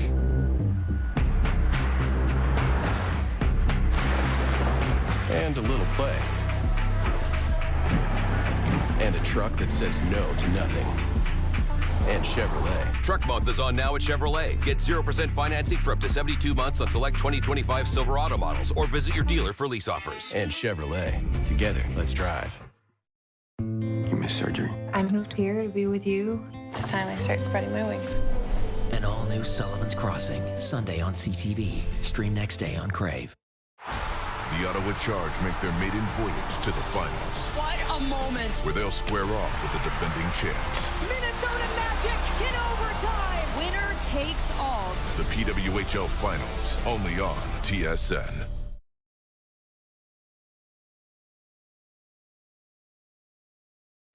Now, back to Overdrive with Hayes, Noodles, and the O-Dog. All right, Darren Dreger coming up. Steve Phillips will join us. The Jays with a win last night. Padres, Jays again tonight. And we'll get to Juan Soto in just a moment, man. The Mets are starting to struggle. Soto's really struggling, taking some heat in that market. But we're going through role play, mini Jerry's. Now we're on to confirm, okay? This has been a very, very, I think, exciting potluck that we've been taking part in here, all right? Confirm or deny. It's been the best thing we've done. Yeah, it's very creative stuff. Doogie deserves all the credit. Confirm or deny. This one, I feel like you're going to abstain again and say I'm not doing this. John Tavares will stay with the Leafs for a cap hit under $4.5 million per season. You called it. No thanks. Not doing it. Well, I'm exercising my Bob McKenzie, John Tortorella rights. Okay, not doing it. I'm saying the rights to just say this is nonsense. Yeah, okay. You're out. I Jamie, like it. Go ahead. 16%. But we're not doing it's a confirm and deny. Oh, sorry. I'm exercising. This idiot is throwing everything off. Okay, yeah. So He's I'm going to deny exercising it. his rights. I'm denying it. I'm denying it. Okay. I can either confirm or deny that. I'm denying it because I again, we got to figure out. I think there's a pecking order there. Mm-hmm. What's happening with Marner? Who are the free agents they're targeting and all that? Yes, it would be nice to get John Tavares at $4 million on, but what'll happen is it'll be $4 million times a 4-year or 5-year deal, and then they'll do the Tanev and who else is on long-term deals that might not make it through it. You know what I mean? That's what you might go, yeah, I'll sign a 5-year deal at $3 million a year, and that's where you got your cap hit with John Tavares, and he might end up on Robida Island near the end. Mm-hmm. That might happen. Well, but that's the only way. We've all concluded, or I've stated it. We've all stated it. I think it's time for them to just move on, cut bait. It's been a good ride. Thanks for everything. We need change. Right. But I'm not convinced that the Leafs are going to see it that way. But I would like to believe if John desperately wants to stay, and by all accounts he does. Again, he's got a young family here. He's from here. I think they're all set up. The Leafs have never used their leverage. They've always gone out of their way to be respectful to these players, overly respectful, basically catering to them and saying, you tell us what you want, we're just going to do it. Yeah. You have to lean on him here. Like, you have to go, if you want to be here and we want to keep, it's $3 million on like a 1 or 2 year deal. If you don't like it, no problem. But if you're not going to ever do that, like the idea that you got to give them. Did you not hear what Craig just said? I know that. You got that. to move on from the players I get because it. you just need to get somebody else That in there doesn't and try mean they will, something though. different. But I agree with that sentiment. It doesn't mean they will. That doesn't mean they will. Like, just think about the Vegas Golden Knights. It's like it would just be like Jonathan Marchessault won the Conn Smythe, and they were like, "Thanks, but you're not coming not back." happening. So I agree. I agree. All right, Dreg's coming up. Steve Phillips coming up. More Potluck. We got more. We got more coming up. Overdrive continues. TSN 1050 and on TSN 4. Overdrive on TSN is powered by FanDuel, bringing you everything from the opening line to the final score. At FanDuel, we know hockey fans. Golf club, but now I'm wearing hats now, and not the traditional baseball hat either, because when the guys pull their hats off on the 18th hole to shake hands, you see a tan line. You're seeing sun exposure on the cheek, the face, the tops of the ears, the back of the neck that we're not protecting. And if you're spending a lot of time in the sun, you've got to protect yourself and cover up. Many thanks to Todd Kierstead for telling his story with us right here on Golf Talk Canada. Time now for our Cadillac top driving performers from last week at the PGA Championship. Bryson DeChambeau leading the way, out driving the competition in the strokes gained off the tee category last week at Quail Hollow. We'll wrap up today's show next.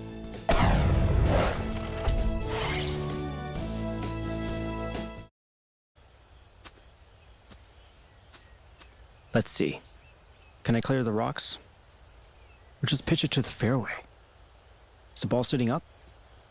Where's the flag? You consider risk with every shot. We consider risk with every decision. Picton Mahoney Asset Management is experienced in managing volatility to help you stay invested in all market conditions. Whoa. Including this one.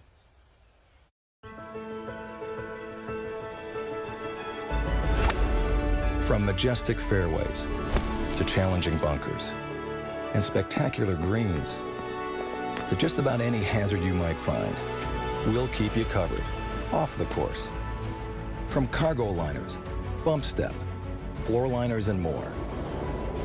Nothing protects like WeatherTech. Order the ultimate protection for your vehicle at weathertech.ca. Golf is brutal. It's the endless search for perfection.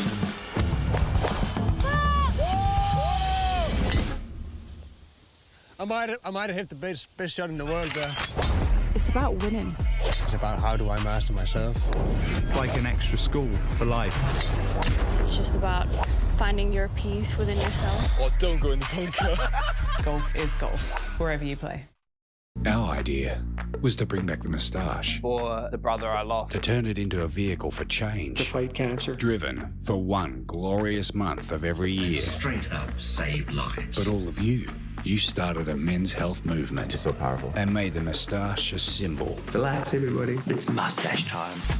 To have a group like Movember who backs a wide range of innovations is an extraordinary piece of progress for humanity and collective good. This is Golf Talk Canada, presented by TaylorMade. This segment of GTC is brought to you by Bushnell Golf, the #1 rangefinder in golf. Scotty Scheffler is the PGA champion, taking home the Wanamaker Trophy. He's the 5th player in the last 40 years to win 3 majors in his first 25 career major starts, joining Tiger Woods, Rory McIlroy, Jordan Spieth, and Brooks Koepka. What a great performance it was by the world number 1. Thanks so much for joining us today on Golf Talk Canada. And remember, the first good decision for the golf course starts in the closet. Adidas Golf is the official footwear and apparel provider of Golf Talk Canada.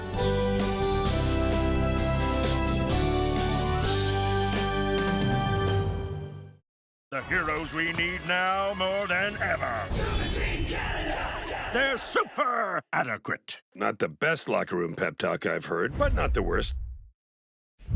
This is OverDrive with Hayes, Noodles, and the O-Dog on TSN 1050.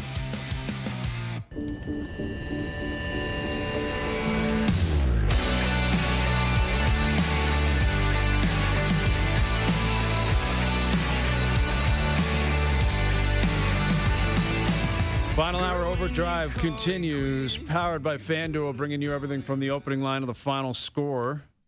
We've got Steve Phillips later this hour. Our best bet still to come. Darren Dreger coming up in studio here in just a moment.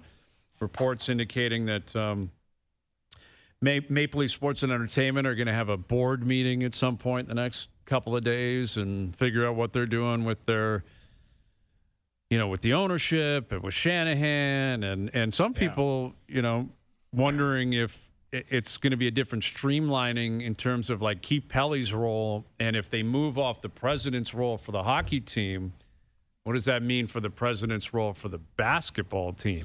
What does Keith Pelly know about hockey? Well, to my knowledge, nothing. I mean, exactly. So why would he run a board? That's a business position. Yeah, that's the thing. It's a business position. The president. Okay, right? But if he's deciding pick up a lefty or a righty, that just doesn't make sense. That cannot be happening. No, that's not the case.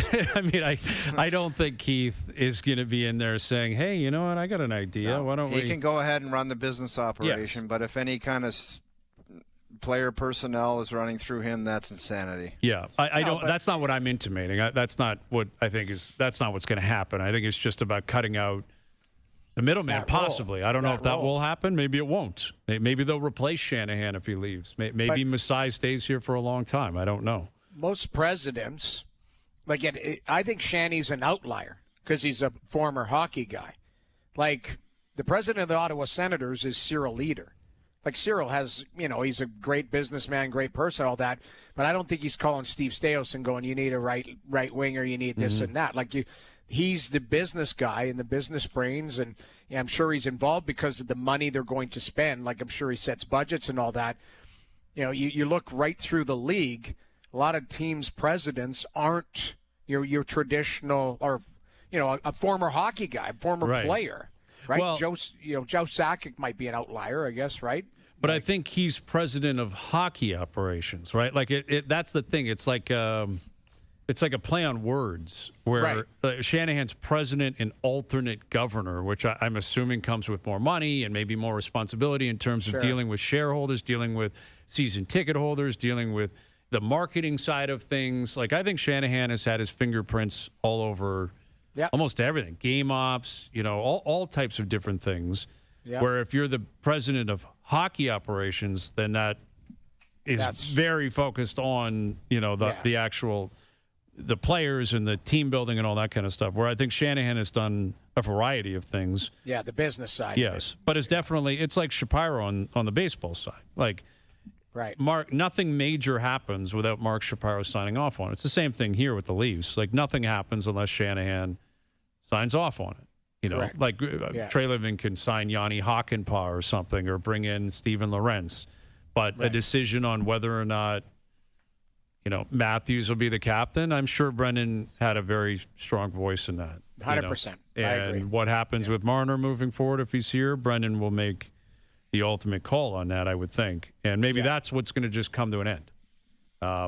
But, I mean, Keith Pelly's he's on the business side. And I don't believe he will be suggesting who the Raptors should take at 9 based on, him watching game tape of all these college players. That's true. Yeah, that's fair. But, breaking news at 4, we mentioned that Shai Gilgeous-Alexander, according to ESPN, is going to win the MVP in the NBA this year, even though it's supposed to be revealed on the NBA on TNT tonight with the Knicks and Pacers. And have you seen some of the videos of New York Knicks fans, like, storming out of the Garden and just going nuts in the streets of Manhattan when they win?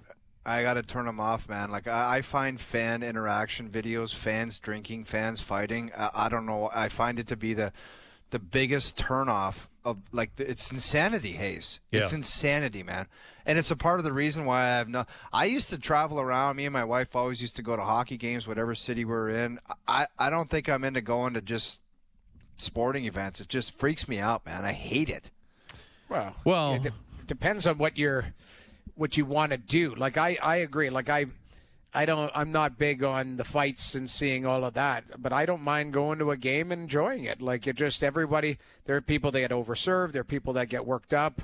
You know, we talked about it yesterday, the fan interactions with the Leafs in Game 7. Like, it wasn't good. Hayes, you were in the building. Like, you actually lived it. Like, we did. I just watched it on TV. I couldn't imagine, like, now, Hayes, you weren't in, section 121. No, but you're up top. But you saw the vitriol. You saw, and in New York, it happens. Some of these big cities, it happens. The fans let you hear it. Philadelphia, they let you hear it. Boston, they let you hear it. Well, and there should be a difference, and generally there is a difference between winning and losing. Like, the Knicks fans, this is after they're winning these series. Exactly. Like, after they beat the Celtics, naturally, and you guys know where the Garden is. Like, it's right in Midtown Manhattan. Like, it's right in the middle of the city. It's bedlam down there. And people pouring out on the streets and chasing people around that are in Celtics jerseys. And Brian Windhorst, I guess, was walking out of the building. Some guy just started screaming at him, man. Yeah. It was goofy. Yeah, it's crazy. It's goofy behavior. And, again, you can't condone any of it in any possible scenario. There's no condoning any of that type of activity. But when the team loses, you can understand, or you're preparing for people to be in a bad mood or for people to protest in some way. Why are you fighting after your team wins? Yeah, I know. Like, that I don't understand. Like, what is it? Like, the Knicks win, and you see a guy in a Celtics jersey, what do you care? In Edmonton, people are beating the piss out of each other. Yeah, that's Oiler fans are beating each other up. Yes, they are. Just fighting in that mosh pit. Yeah, it's like what are we doing here? Your team is winning, and you start fighting each other? You know why? It's disgusting. They've drank 15 of those heroin beer, and they're blind drunk. Okay, and they're now we're at a point where you can't be, like, people can't control themselves in public, so they got to start fighting. Like, what have we come to? It's asinine. I agree. It is. And that's why I don't want to be in public with it. It's just, it's goofy. Well, I think it always has been happening. It just, now it's on video. Yeah. Right. Like, that's the world we live in. Now you can see it. Craziness has always been going on. There's always been booze, and I don't think it's ever been this as bad as this. Cameras are not, Hayes. Well, I don't know. I just was. You know what it was? We never, when we're sitting on our couch in Toronto, we never got what happened in Edmonton outside of the rink. Now we get it, right? Because it's on Twitter or it's on Instagram or any other TikTok and all of that. So you're right. Like, the information travels to us where we didn't pay attention before, or we weren't privy to it because it wasn't right in front of us. Yeah. That's the difference. Now everyone sees everything. I mean, that's what it comes down to. Yeah. That's the amazing. Like, anything that happens in any arena is on video. Like, you can't get away. You can't get away with anything anymore. Which is a positive, I believe. Doesn't stop them, though. That's the crazy thing, Brian. Yeah. It doesn't stop people. Yeah, that is true. You see the tush push survived today. Yes, I saw that, eh? I just saw Schefter tweet out earlier today that the Eagles, I guess on their homepages, tweeted out, like, push on, with a shot of their quarterback, Jalen Hurts, playing the Green Bay Packers, and it was the Packers that initiated this vote and launched this investigation. There it is. Like, that's cheeky, man. Like, and the reason I bring that up is because we're talking about fans fighting. This is teams fighting. Yeah. Like, and this is the Eagles, who just won the Super Bowl, and they take it personally that the tush push is being, rallied against, and the Packers had to put their hands up and say, we want to Bring it to a vote. We don't like it. We think it should be banned. They needed 2 more votes in order for it to be banned. But in the end, it sticks around, and now the Eagles get to gloat, and the Super Bowl champs are going to continue with the tush push. Yeah. So be ready for it, man. Be ready for it. But coaches, everything always has something, right? So how are they going to combat the tush push? Because the coaches are trying to figure out what they're going to do. They're trying to stop it. They've been trying to stop it for years. It's a great question, Noodles. They don't have an answer. I don't have an answer right now. Yeah. All right, Dreg's coming up. Do you want me to continue with some confirms here? I got a couple of confirm or denies. Yes, let's do it. Did you guys see Juan Soto was getting torched at Yankee Stadium over the weekend? I would torch that guy more than anyone else. I would torch Vladdy, too, with his 5 homers or whatever the hell he's got. He's up to 6. He hit one last night. One yesterday, and Santander hit one last night. Yeah, They're both at 6. They both have 6 home runs. 6 homers. Ohtani has 17. Yeah. Yeah, but Ohtani's Ohtani. Ohtani is Ohtani. But Juan Soto, come on in, Dregs. We'll continue. I'll get to the Juan Soto confirm a little bit later on. Because I guess he did an interview with the New York Post saying that the Yankees were his #1 team, but they couldn't work it out. That's blah, such blah. Garbage. They wanted him for crying out loud. And they offered him $720 million. He wanted $765. Exactly. Shut up, dude. Yeah. And you had the opportunity to sign for that much money and hit in front of Judge for the next 10 years. Yes. Are you insane? You went to the World Series last year. Yes. And you left, and you made your choice. And furthermore, you left for the team that is the kid brother of that Yankee team, and they're going to hate. That's why I don't feel sorry for you. that when guys just do stupid things like that, when they have a perfect setup. Yes. Perfect setup. And now Met fans are like, really, dude? You're going on the record saying you actually wanted to stay with the Yankees after you just performed the way you performed at Yankee Stadium, and it's carried over to Fenway the last couple of nights? Not good. More on that later in the hour with Steve Phillips. Darren Dreger, our TSN Hockey Insider, in studio. What's up, Dregs? Oh, a lot going on the TV side. Yeah? I apologize. Everything all good over there? Insider Amateur trading? hour stuff. You had some screw-ups, I know it. Couple of screw-ups. 3 items. Had to do something on Shanahan, of course. Then we did our usual series look ahead to the opener of the Western Conference Final. Oilers Toss and Stars. a quiz in there, and we popped the quiz in there. Okay, so that's a lot of production over there. And Frankie and Cheryl got caught up in some traffic issues in the GTA, so we're kind of humping it here. The clock was not our friend. Amateur hour. Okay, all right. Well, you mentioned Shanahan. What's going on here? What's the latest with him? I mean, isn't it? I want to steal the phrase from O. It's one of the leafiest things ever because it has that feel to it. Now, as has been reported and confirmed, we know that Brendan Shanahan has been granted permission to speak with the New York Islanders. Mm-hmm. All right? I don't believe that that's happened yet, but we also know that Shanahan is expected to meet with either Keith Pelley, President, CEO of Maple Leaf Sports and Entertainment, or a portion of the Maple Leaf Sports and Entertainment board tomorrow. The board is expected to meet on Thursday, which is a regularly scheduled board meeting. But that's where it gets a little bit bizarre. So Brendan, who we know is on an expiring contract, has been granted permission to speak with another club, but as we're having this conversation, hasn't been told that they're not going to extend his contract. So it's a bit weird. It's a bit weird. So you can talk to the guys, but we don't know if we could be offering you a contract extension. Well, I mean, that's the way it reads right now.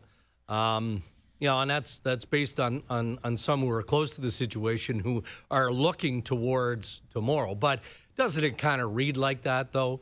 I mean, if you've been granted permission to speak with another NHL club, then whomever granted that permission must have a pretty clear indication of what the board's wishes are. 100%. And keep in mind that this is still a unique board, right? It's still primarily Rogers and Bell, and Larry Tannenbaum has 25%, right? And Tannenbaum historically has been just a fierce supporter of Brendan Shanahan. So it's going to be interesting to see how this plays out. And maybe it gets rectified tonight. Maybe tonight we learn that, okay, he's been told that they're not going to offer him an extension, and away he goes into whatever meetings he wants to have with the New York Islanders.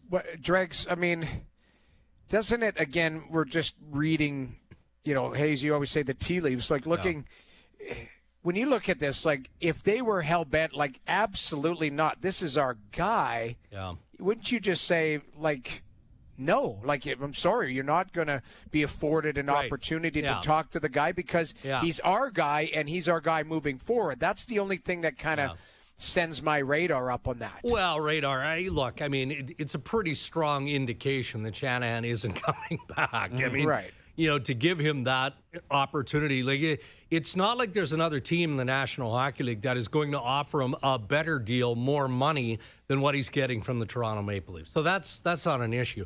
Certain clubs will do that. Like Lane Lambert, we know, is going to interview for a promotion, a head coaching job in Seattle. Well, that makes sense. And organizations seldom will stand in the way. So this one, maybe it's just the clout of the board going, we don't really care what the media or the fans think. We're going to do our business the way we do our business, and that includes having a meeting tomorrow. Now, that meeting, as I said, regular scheduled. It's not specific to Shanahan's future or what do we do moving forward. It's a weird thing to do. Why? There's confirmation that Shanahan has been granted permission by someone above him within Maple Leaf Sports and Entertainment to speak with the Islanders, and yet, unless it's happened in the last little while, it hasn't officially been told he's out. It's a bit bizarre. Yeah, it is. And I read the tea leaves the way Noodles just did as well. I mean, I would think that this is the beginning of the end of the Shanahan era. And if it is, how do you think that affects like what the Leafs are going to do over the next 2 months? And specifically the Marner and Tavares conversation. Like you mentioned Larry Tannenbaum has been a staunch defender of Brendan Shanahan. No one has been a bigger defender of Mitch Marner, John Tavares, Austin Matthews, William Nylander than Brendan Shanahan. Right. Nobody on earth. Fair. So if he's not around, does it change something or? Well, it depends on who comes in. And that's where it gets really challenging for me, right? Hey, look, you can lay blame at the feet of Brendan Shanahan. I appreciate that. He's had 11 years, right? But you also then have to acknowledge the good that has gone on around this organization. Some of the guys who got the loudest voices in this market don't remember what it was like 12 years ago. Yeah, it was ugly. I mean, this organization in many ways was in chaos. So he brought stability. All right. So now what are you doing to replace that? Are people internally just taking on more of a role? Like is Keith Pelley? He's got enough going on as president and CEO of MLSE and everything that's under that umbrella. Is he taking on a more active role? Like, is Brad Treliving going to have to go to Keith Pelley and say, hey, I have an opportunity here to trade player X, whomever it is? Or I'd sure like to take a run at Mitch to extend him here. I want to go as high as whatever that number is. Who's going to clear that? Or does Brad Treliving occupy more of the capacity of that role? And he reports directly to Keith Pelley. And then Pelley represents the board. Because, guys, look around. If Kenny Holland were available, he'd be the first guy that I'd have on my list. But he's not. He just got hired by the Los Angeles Kings. So who else is out there that makes the most sense? There are guys out there who are going to be speculated on, names that are going to surface who currently are employed by other NHL clubs, which gets a little greasy for me. But it's going to be a challenge unless they just manage it internally. And everybody has a boss, and Brad Treliving will have a boss, be it Keith Pelley or somebody else that's internal. Darren, can you confirm, is there any numbers that Mitch was presented that he has turned down throughout the season? No. Or do you don't know anything that was presented that might have been turned down? I don't think that there's been anything ever officially tabled. Now, that's not to say that Treliving and Darren Ferris, who represents Mitch Marner, haven't had conversations. But all along, for the most part, and again, how do we know exactly how things are exchanged and what that looks like? I can't imagine, that they wouldn't be talking in parameters. I can tell you that the expectation, and this isn't recent, this is going back probably the midpoint of the season, the expectation was, based on how Marner was trending in terms of looking at an open market value, that the Maple Leafs believed, they weren't told by Ferris this is the number. I think they thought that they'd have to come in at around 13.25, upwards of 13.5 times 8, to make it real. And maybe that wouldn't have persuaded Mitch to say, yeah, okay, I'll take that. They just wanted to engage in a negotiation. And for all the reasons that Marner is entitled to, he was never wanting to do that. His agent didn't want to do that. Ferris always wants to march his top dogs to July 1st, and it looks like he's going to do it again with Marner and Sam Bennett. All right, that's fine. They've earned that right. So do I think that there were conversations around numbers like that? Oh, sure I do. But I'm unaware of Brad Treliving putting a contract offer on paper and saying, okay, you push this to my side of the table. I don't think that happened.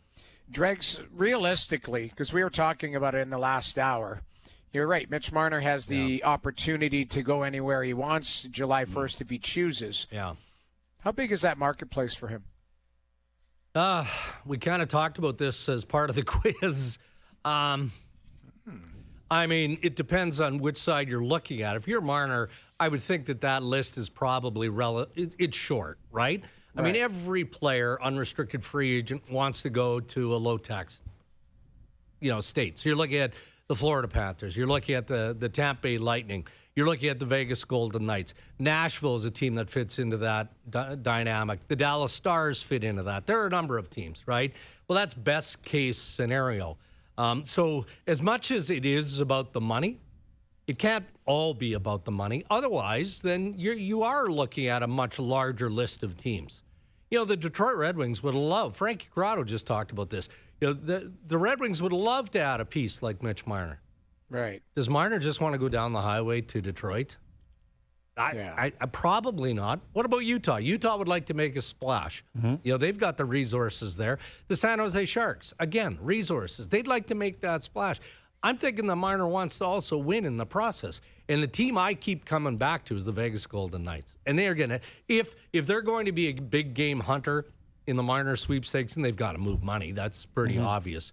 But there's a team, an ownership, a management. Their priority is one thing every single year, and that's to win a Stanley Cup. And they can be ruthless and just downright dirty at times in an effort to get there. So I'm not answering your question, Noodles, because it's hard. It's hard to put a number on it. It'll be better than half the league that at least inquires. Sure. At least. Well, and I'm curious, like what you say there about Vegas, which is very accurate, and they've proven that. If you're Marner, though, aren't you thinking they'll do that to me in a year or two if I play the way I keep playing in these big games? Right. Like that, doesn't that have to be considered? That like, okay, Vegas, we really want you, because they very well could. That would make a lot of sense. But if he doesn't play well for them, he's not getting what he got in Toronto. Full support. They'll say, you're right. I don't care about your no move. Yeah. You're out of here. Like, how does he handle that? They don't say, nothing to see here. Yeah, they don't say it's the depth, forwards issue, or we got to help out here or there. We got to play, change the coach. They'll ship him out. Right, but I think that they would look. The only way they go hot and heavy after Mitch Marner, and let's not overlook Sam Bennett and some of the other free agents available here, right? I mean, my take on Vegas could be off. To be fair, But they're always circling. They're always big boys, creative, and they love great players, and he's a great player. They took a chance on Jack Eichel, which at the time was a significant chance.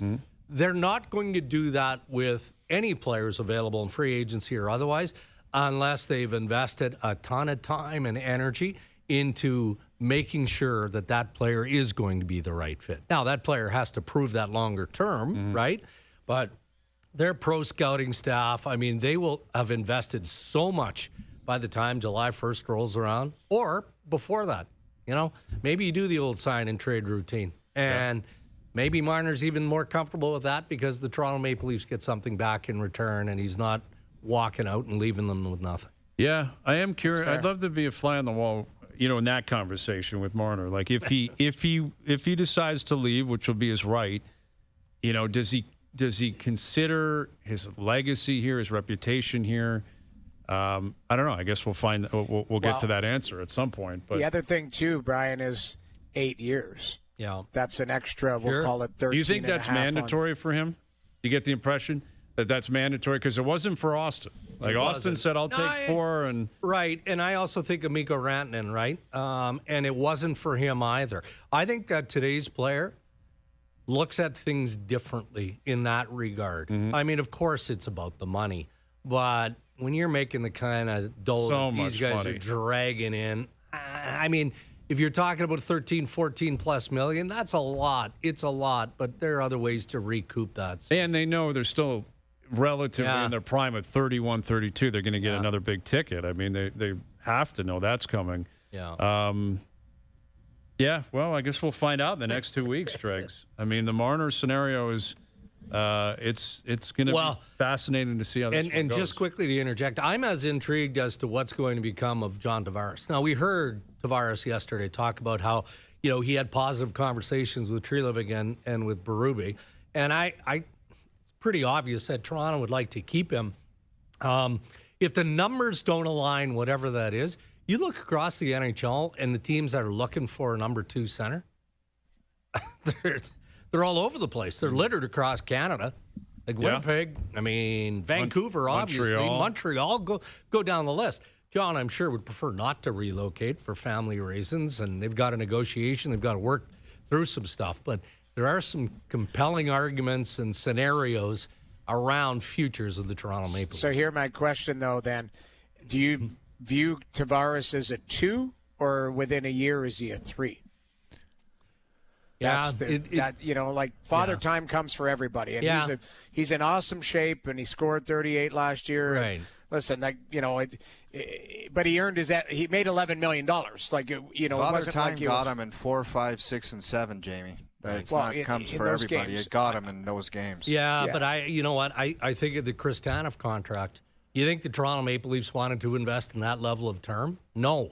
But they like the idea of Chris Tanev this year, next year, the year after. And I think that a lot of general managers who believe that a player like the experience of John Tavares aren't worried about year 4 or 5. Well, that's what I was saying, Brian. What did I say? 5 years at 3 or something like that. 5 years, like you do a lengthy deal and bring the AAV down, then it looks a lot different, right? Yeah, I mean, I don't know. Like, we've all given our opinions on what we think should happen. That doesn't mean it's going to happen. Right. We have all our views on what we think the Leafs should do, but that doesn't mean it's going to happen. When would you expect the Leafs to have an idea, if they don't already, what they want to do with both those guys, like Marner and Tavares, regardless of how those two players feel? And like you said, they're different. Tavares wants to stay. Marner, we don't know what he wants. Yeah. But do you think the Leafs are going to make it very clear to both guys, like, hey, this is where we stand? I would think so. I mean, those guys have to be your priority, in getting to that place of where you can make an informed decision. And that might happen very quickly. I mean, if Mitch just simply says, I'm going to July 1st, through the agent Darren Ferris, and we're not saying no. Call us on July 1st. Yeah, we're saying we want to see what the market looks like, and then, we're happy to talk to the Toronto Maple Leafs. Well, at that point, if you're Treliving, maybe that's probably not going to happen. And then you move to Tavares, and then obviously you've got Matthew Nyes, who's got to be fairly high up the list as a restricted free agent. Right. You have proprietary protection there, so it's not as daunting. But those are the 3 guys. Yeah, those are the guys you got to figure out. Nyes, we know, is coming back. I mean, they're going to find, unless I guess he gets offer sheeted, but then they can match, and then I don't see that happening. No. All right, Dregs, good stuff. And we'll see what comes of it tonight. Game 1 down in Dallas. You guys are rocking on the panel tonight. Hot zoning it. Hot zoning up on YouTube. I love it. We're up on YouTube Live right now. Oh, yes, everyone's up on YouTube Live right now. All right, there he is, Darren Dreger, our TSN Hockey Insider. Steve Phillips and our best bets coming up. Overdrive continues. TSN 1050 and on TSN 2. Overdrive on TSN is powered by FanDuel, bringing you everything from the opening line to the final score. FanDuel held a shooting contest to promote its new MySpend tool. MySpend makes it easy to view your deposit and bet history all in one place. Because betting without knowing how much you're spending is like shooting in the dark.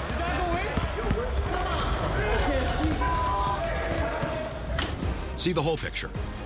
Make FanDuel's MySpend tool part of your system and stop shooting in the dark.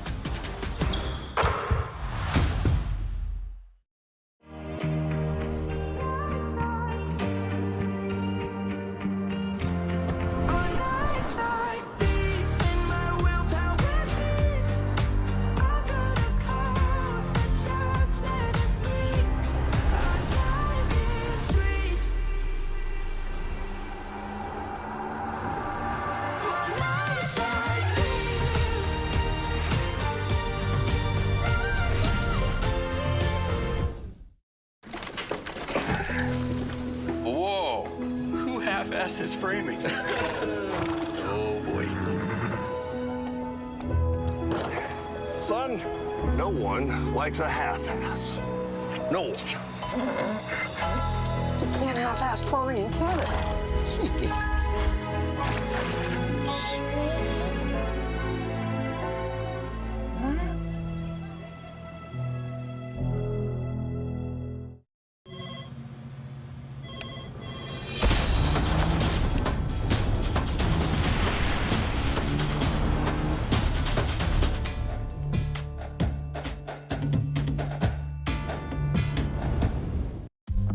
A century, 100 years. It's a story written by Canadians. Every worker, every dealership, every family that chose us. From the highways to the back roads, school drop-offs and Saturday skates. You've put your trust in us, and it's because of you we've put millions of vehicles on Canadian roads. So as we mark 100 years, this is a thank you, because you didn't just ride along, you drove us.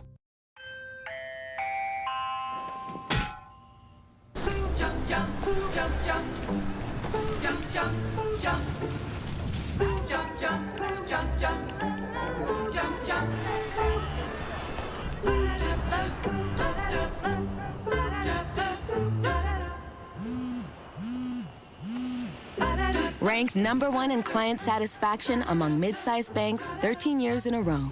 Tangerine, that's forward banking. Good morning, Ryan. I have everything for your rider here, including your scrambled eggs. Oh, gosh.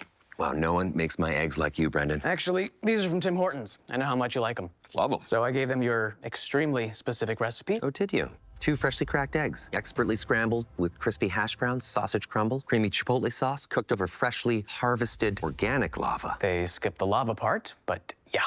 Wow, doesn't affect the taste at all. I'm so glad. From my rider to Tim's menu, try my new scrambled eggs loaded breakfast box.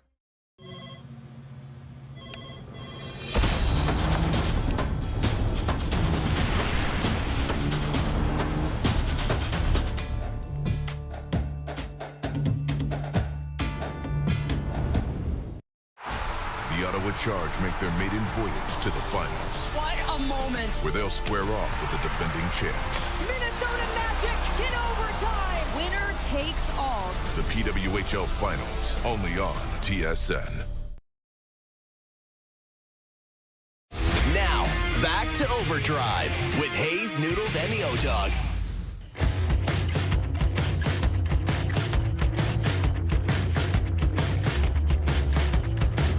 All right, best bets coming up later in the hour. Steve Phillips will join us here in a moment. Just seeing quotes from Paul Maurice. Like the luxury of being Paul Maurice. He was a great coach. But back-to-back Cup finals, they won the Cup. Now they won last night. And he didn't like his effort last night. Didn't like the effort of the team. And then this morning he said, actually, the effort was better on video than behind the bench, end quote. Like, if you're Rod Brindamore, you must be listening to that saying, are you kidding me, dude? Like, your team just smoked us last night, and you're unhappy with the way your team played? I don't mind that, though. That's perfection. Stay on them. Stay on them. I got you. I got you. Did you hear them? Did you hear Verhaeghe and Bennett mic'd up? Yeah. I want to keep playing hockey. Yeah, that's what I was just thinking. And then Kachuk's like, let's have fun. Enjoy it, boys. Isn't this great? Yeah. Pretty cool. They deserve it. They deserve it. Yeah. All right. Let's get into where the Jays are at in this Juan Soto story. Again, the Mets they've been rolling through the AL East here last, handful of days, and he got roasted at Yankee Stadium. Didn't have himself a great series. His numbers are not good. They're not good at all. He's not running out plays. There's a lot of kind of nastiness hovering around the richest man in professional sports. Imagine not running out plays. I know. That is sickening, man. That's what it was. Lazy. Here's Steve Phillips, our TSN baseball insider. Steve, you know the market well. You know the Mets fan base well. How do you think they're reacting to the whole Juan Soto situation right now? Yeah, I got to tell you that it's not just that he didn't run out a ground ball to second base in the Yankee game on Sunday, where, it was a diving play and he sort of put his head down, but it was bobbled and he could have beat it out if he hustled. And then on Monday, he, playing in Boston, he hit one toward the green monster that he thought was going out. The wind was blowing in, and it ended up hitting off the wall. And he's got to now set the record for the longest single in Mets history. He stopped at first base. Now he ended up stealing second, and in his mind, I think he just like, I made up for it. It's not a big deal. But it's the point of, you're the highest paid player in the game. You're the highest paid player on your team. You're one of the best players in the game, and it was bad judgment for the ball off the green monster. I think if he knew it was going to hit the wall, he would have run and tried to get a double and hustled. But it was bad judgment, and you can't assume anything, right? And so, it's a bad look. The worst part isn't that he didn't hustle. The worst part is that he acted like he didn't know what people were talking about. Like, he's like, no, I don't. You see me hustling out there. Like and that's the thing where you get the media to turn on you in New York if you're not accountable. Like, if he had said, you know what, I'm a little frustrated, and, I thought that was going out, and you're right, I should have been on second base. That's my mistake, and I'm a little frustrated, and so I've got to turn it and channel that into running harder. You're right, I made a mistake. Then people would accept it, but when he almost acts like he's incredulous and he doesn't know what people are talking about, that's where you start to lose fans and you lose the media. And the media always gets the last word, always. And so, I think that he set himself up right now that, and again, these were back-to-back days, but if he does something in September, it will get added to these 2 days in May. It's now he's going to have to go out there and really perform and put up huge numbers. And at that point, people will go, all right, you know what? He didn't run that one, but he is hitting 350, and he's got a 1,200 OPS, and he's our guy. But he's not that guy yet, and so it's not a good look, and it's not a good start to what's going to be a 15-year marriage. And so he's got some work to do. Well, and there's a perfect segue into the guy in Toronto who's not making as much money, but he's making a lot of money. And Vladdy hit a home run last night, but that's his 6th of the season. In a way, he's not getting as much attention because Santander has been worse, although he hit a home run last night, his 6th of the season.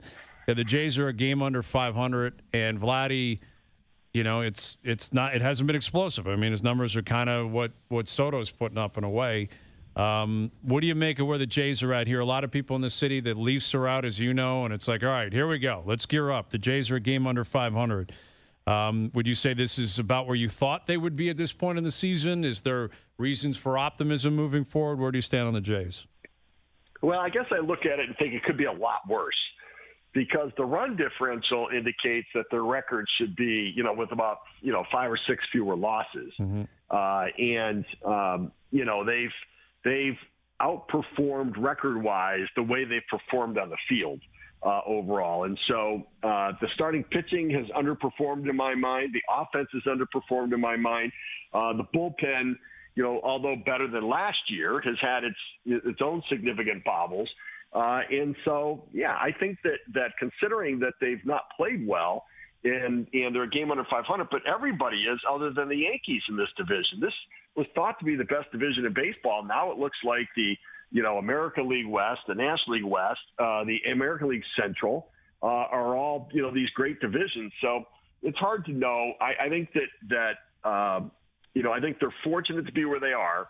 You don't pay a guy $500 million to be a streaky hitter. You pay him that money to be the consistent aircraft carrier to your offense. And so Vladdy has got to get it going, and it can't be the streak that comes on, late in the season, because by then it could be too late.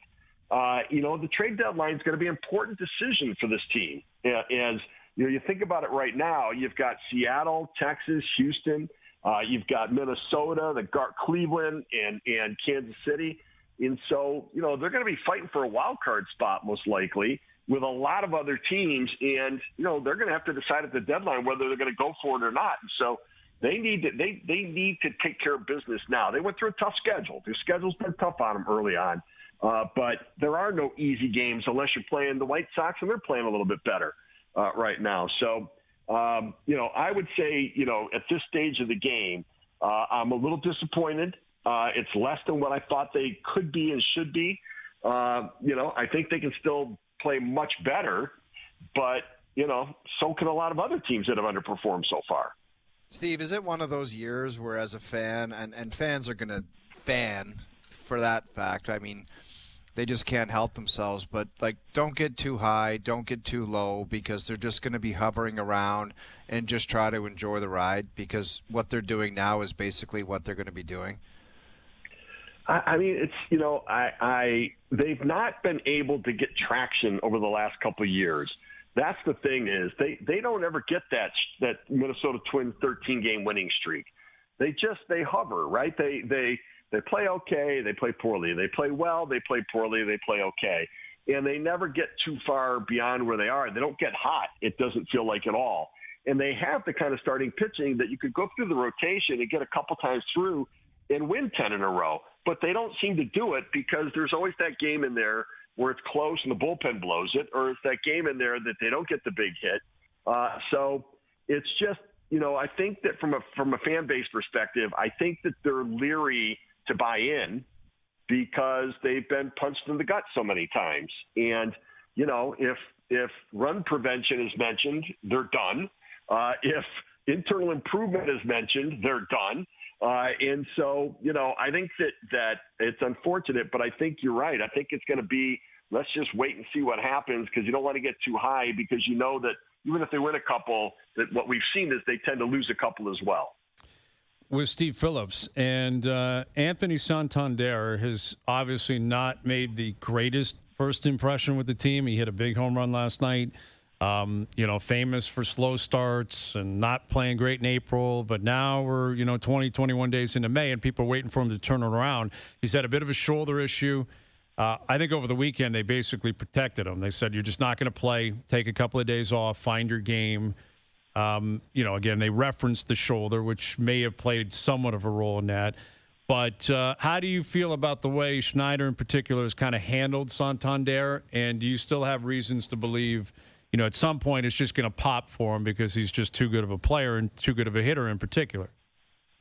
Yeah, it's he's following Schneider's following the standard protocol, right? First you struggle, you take extra batting practice. Then maybe you don't take any batting practice. Then you get a few days off to clear your mind. Within there, you might change the spot in the lineup and move them up. You might move them down. You might move them in. You might move them out. So they're doing all of those things, but something has to click for them to get him back in there. And, maybe the home run, look, that home run he hit yesterday was a laser. I mean, that thing didn't get, higher than the wall, just above the wall the entire way out. And so, maybe there's something there. He was able to pull his hands inside on a pitch on the inside part of the plate and drive it and keep it fair. So maybe there's something there, but, again, he's been a little bit like the team when it feels like this should be the thing that gets him going. He just comes to a complete stop again. So, there's got to be hope because he's the same guy playing for the Blue Jays that hit 44 home runs last year for Baltimore. So it's in there, and so it's up to the team to get it out. With Steve Phillips, our TSN baseball insider, you got the Padres in town, and Fernando Tatis is a guy, like we talk about all these young players. We mentioned Soto, you mentioned Vladdy. These Latin American stars that, got paid at a young age and they've popped, and he's still a lot of fun to watch play, man. Where do you stand on Tatis in terms of the best players in the game and the Padres who had a really hot start and they've really, really slowed down? Yeah. So Tatis is the proverbial 5-tool player. Like, it's legit. Like, when you watch him play, he'll hit one out of the park. He'll hit one in the gap. You can watch him fly. He can steal a base. He'll run one down to the outfield, make a great play, and he's got a hose from the outfield. I mean, he can throw out base runners right and left. So he's got all the tools. And I think further away from the injuries, he's starting to play like that guy again with that level of confidence. And, he had the PED suspension. It made you wonder a little bit. Last year, the offensive power numbers, not quite what you thought, but he's going to get back to being that star. He's that good of a player. The Padres are an interesting team. There's a lot of talent there. They've got a lot of guys locked up till like 2032. Cronenworth, Machado, Tatis, Jackson Merrill, Xander Bogaerts. They've got Dylan Cease, a free agent at the end of the year, which I think the Jays are going to miss him as he threw yesterday. But they don't have Darvish there. So they've got Michael King. So they've got some good pitching. They've got a great bullpen. and a solid defensive team. Everybody on the field was originally drafted as a shortstop for them. Everybody. Yeah. Everybody was a shortstop that's now playing elsewhere, and so they're a really good defensive team. So this is the time to play them when they're down a little bit. Sometimes not who you play, it's when you play them. This is the time to get them, and the Jays need to take advantage of it because they're not playing their best baseball. Big time, and they did that last night. Like the Jays, I don't believe it shut out anybody all season long, which says something about the pitching and everything that's been going on up here. But they got that last night, and yeah, Tatis, his numbers are. I mean, he's hit 12 home runs already this year. The Padres have not gotten a hit with a runner in scoring position in the last 4 games. Wow. So this is the time to get them. They're just not coming through. That's what we saw last night. You guys have heard that story before. We have seen it. We have heard it. And hopefully that continues tonight, again, on the right side of things. Great catching up with you, Steve, as always. We'll do it again soon. My pleasure, guys. Anytime. Steve Phillips, our TSN Baseball Insider. Remember when Tatis's contract was like some monster at like $250 million? It was more. It was like 340 or something like that. Whatever the number was, it was like there's nothing going to top that for just the longest time, and now it's like chump change. That's nothing, man. And this is what the Padres were, I think, predicting, is that contracts were going to run wild. And like when he broke into the league, he was the most entertaining, fun guy to watch. Like That's why I don't was. understand why the Blue Jays didn't do that with Vladdy, where they just had their blinders on. I hear you. Like they wouldn't do it because, like, exactly, like we saw it with. We've seen it with a number of players and a number of teams where they just said, "I got to get in front of this. I'm going to pay this guy. Yes, it's going to be a lot of money, but we're going to do it." And Tatis, it was crazy the amount of money they gave him, like over $300 million. Didn't he hedge it though? Yes, like, he did. He His took an rookie investment deal or something. Yeah, like he did it. Yeah, he did. Like coming into the league, he took like $30 million and said, "I'll pay you back with a ton of interest or something crazy like that." Yeah. And he I don't hit think it. he wanted to pay it back. Yeah, I'm not sure he was ecstatic about that, but like he leads off for them and he just mashes and he plays with like style, man. Like Tatis is a lot of fun to watch. Yeah, and he's putting up big numbers. But yeah, there's a lot of guys make like the $300 million contract when Harper signed his deal, when Lindor signed with the Mets and Tatis, and you're like, all right, these are big deals. Devers in Boston. Now it's Vladdy and Soto and Ohtani and these guys. Yeah. Kyle Tucker's going to get paid a fortune. Like they're all, the bar just continues to move. Best Bets powered by FanDuel coming up. OverDrive continues. TSN 1050 and on TSN 2. At FanDuel, we know hockey fans don't just have a hunch. You have a hockey hunch. You could tell they're going to light the lamp before they do. You could see that assist coming a mile away. And you just know when your goalie is totally in the zone.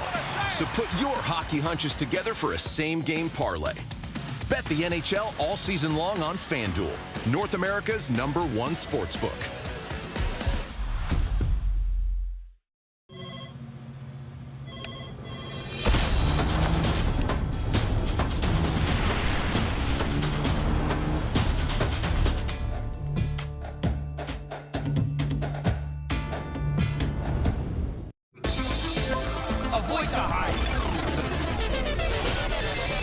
Whatever life you choose, gold is easy to invest in online.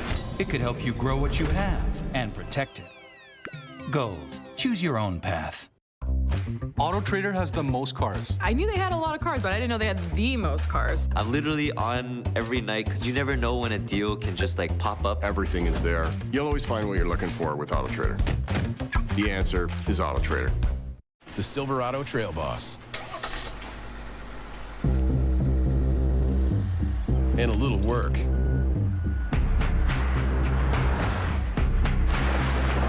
And a little play. And a truck that says no to nothing. And Chevrolet. Lease a 2025 Silverado Custom for $198 bi-weekly. That's like $99 weekly at 3.5% for up to 24 months with $5,050 down. And Chevrolet. Together, let's drive. It's a big match, and only the best will win. Just blaze. Godzilla bankroll. Stole some chili on. Yo, I ain't got it all. That means I'm barely home. Call now and only pay the shipping and handling and processing and importing and exporting. Get a no monthly fee checking account with no minimum balance. Tangerine. That's forward banking. You know that Royale Tiger Towel paper towel is Tiger Strong, but did you know it's carbon neutral? Tiger Towel is part of an organization that plants millions of trees each year and responsibly manage forests. Royale, trusted quality, carbon neutral. A century. 100 years. It's a story written by Canadians. Every worker, every dealership, every family that chose us. From the highways to the back roads, school drop-offs and Saturday skates.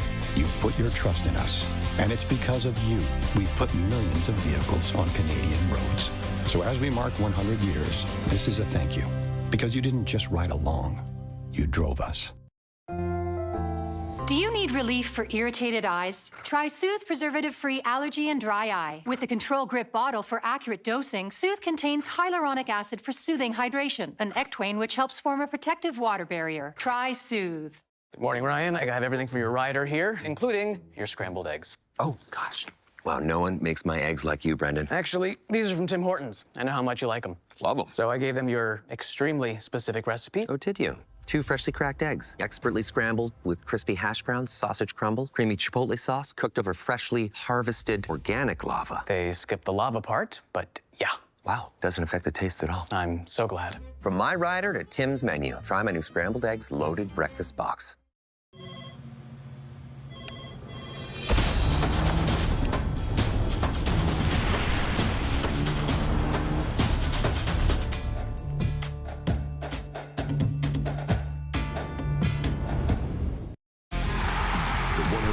Memorial Cup on TSN.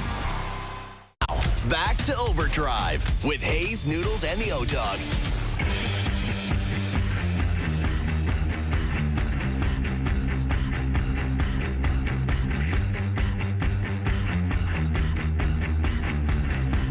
All right, today's best bets are powered by FanDuel. Make your picks and assemble a same-game parlay in seconds on the FanDuel Sportsbook app.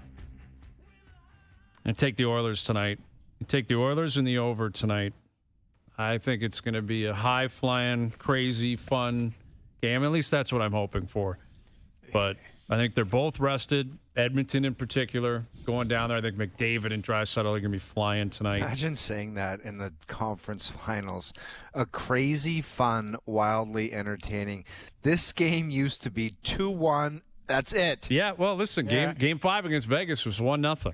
In overtime, right? So there will be games like that. I look at last night, though. I bet the under. I took the under, and then all of a sudden it's 5-2, and like, all right, game ones they're crazy, right? You're kind of finding your way into the series, and you're hyper, and you're excited, and you're flying, and well, a lot of it too is how's it going to be reffed?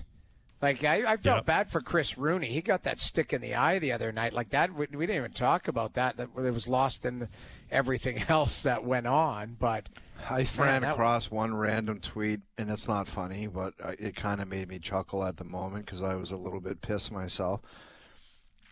And it said, I'd rather be Chris Rooney that got my eye gouged out almost by that stick than a Leaf fan, right? Well, then to watch that nonsense, I think I saw that tweet. Crazy, man, when he went down. Because they had a stretcher out at one point. Yeah. I was worried his eyeball was on the ice. That's what someone said. They're like, oh, I think because then speculation flies. Wow, I think I saw something. I'm like, how? You're up here. Yeah, you know what I mean? So like, much blood. I think I saw something. Yeah, Come someone on. said that. It's like, oh, I think I saw. It's like, no, you didn't. You didn't see anything. You didn't see a guy's eyeball. No, on you the did ground. not see that. And luckily, he didn't. He just needed stitches, and it was all good, and he'll be fine. Yeah. But that was tough, man. That was a tough scene. That was like 13 seconds into the period, I think. Well, and Garrett Rank was on the ice within. What? He was 3 minutes? like he came down from the ceiling. Like parachuted in. And just starts flying around. He's like, yeah, I'm ready. Let's go. Like, is he in the back with skates and a helmet on I think the whole you have time? to sit in there. I think you have to sit in there in your kind of your equipment and that in case, guess. right? But you'd think no skates. No, right? he was tying his skates up. He actually tied him up in the penalty box. Right. When he probably knew it was coming. When he was down, exactly. it's like, okay, you got to be ready to go. Yeah. All right, boys. Well, All right. Let's see what we got tonight. Edmonton, Dallas. We got game 2 tomorrow. Florida, Carolina. We get the Jays in action tonight. Potlucks are options on any day. Like you can just say potluck and then we potluck it. I agree. We continue with that. We continue with potluck tomorrow. There's no questioning that. And shout out to Shai Gilgeous-Alexander. Even though we're not supposed to know, you're the MVP. MVP, a Canadian winning the MVP in the NBA. It's an awesome story. All right. Thanks to everyone behind the scenes for helping out. We appreciate it. Everyone for tuning in today. TV, radio, podcast, web, YouTube. We're out of here. Enjoy your evenings. Enjoy the games tonight. We're back tomorrow at... Hazy, you need to start slapping some people around in that Northern Lights conference call. Get involved. Yeah, get involved. 4 p.m. We'll chat then. OverDrive on TSN is powered by FanDuel, bringing you everything from the opening line to the final score. At FanDuel, we know hockey fans don't just have a hunch. You have a hockey hunch. You could tell they're going to light the lamp before they do. You could see that assist coming a mile away. And you just know when your goalie is totally in the zone. So put your hockey hunches together for a same-game parlay. Bet the NHL all season long on FanDuel, North America's #1 sportsbook. A century. 100 years. It's a story written by Canadians. Every worker, every dealership, every family that chose us. From the highways to the back roads, school drop-offs and Saturday skates. You've put your trust in us. And it's because of you we've put millions of vehicles on Canadian roads. So as we mark 100 years, this is a thank you.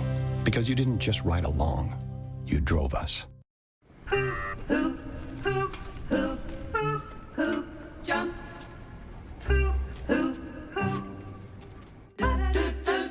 #1 in client satisfaction. Tangerine. That's forward banking.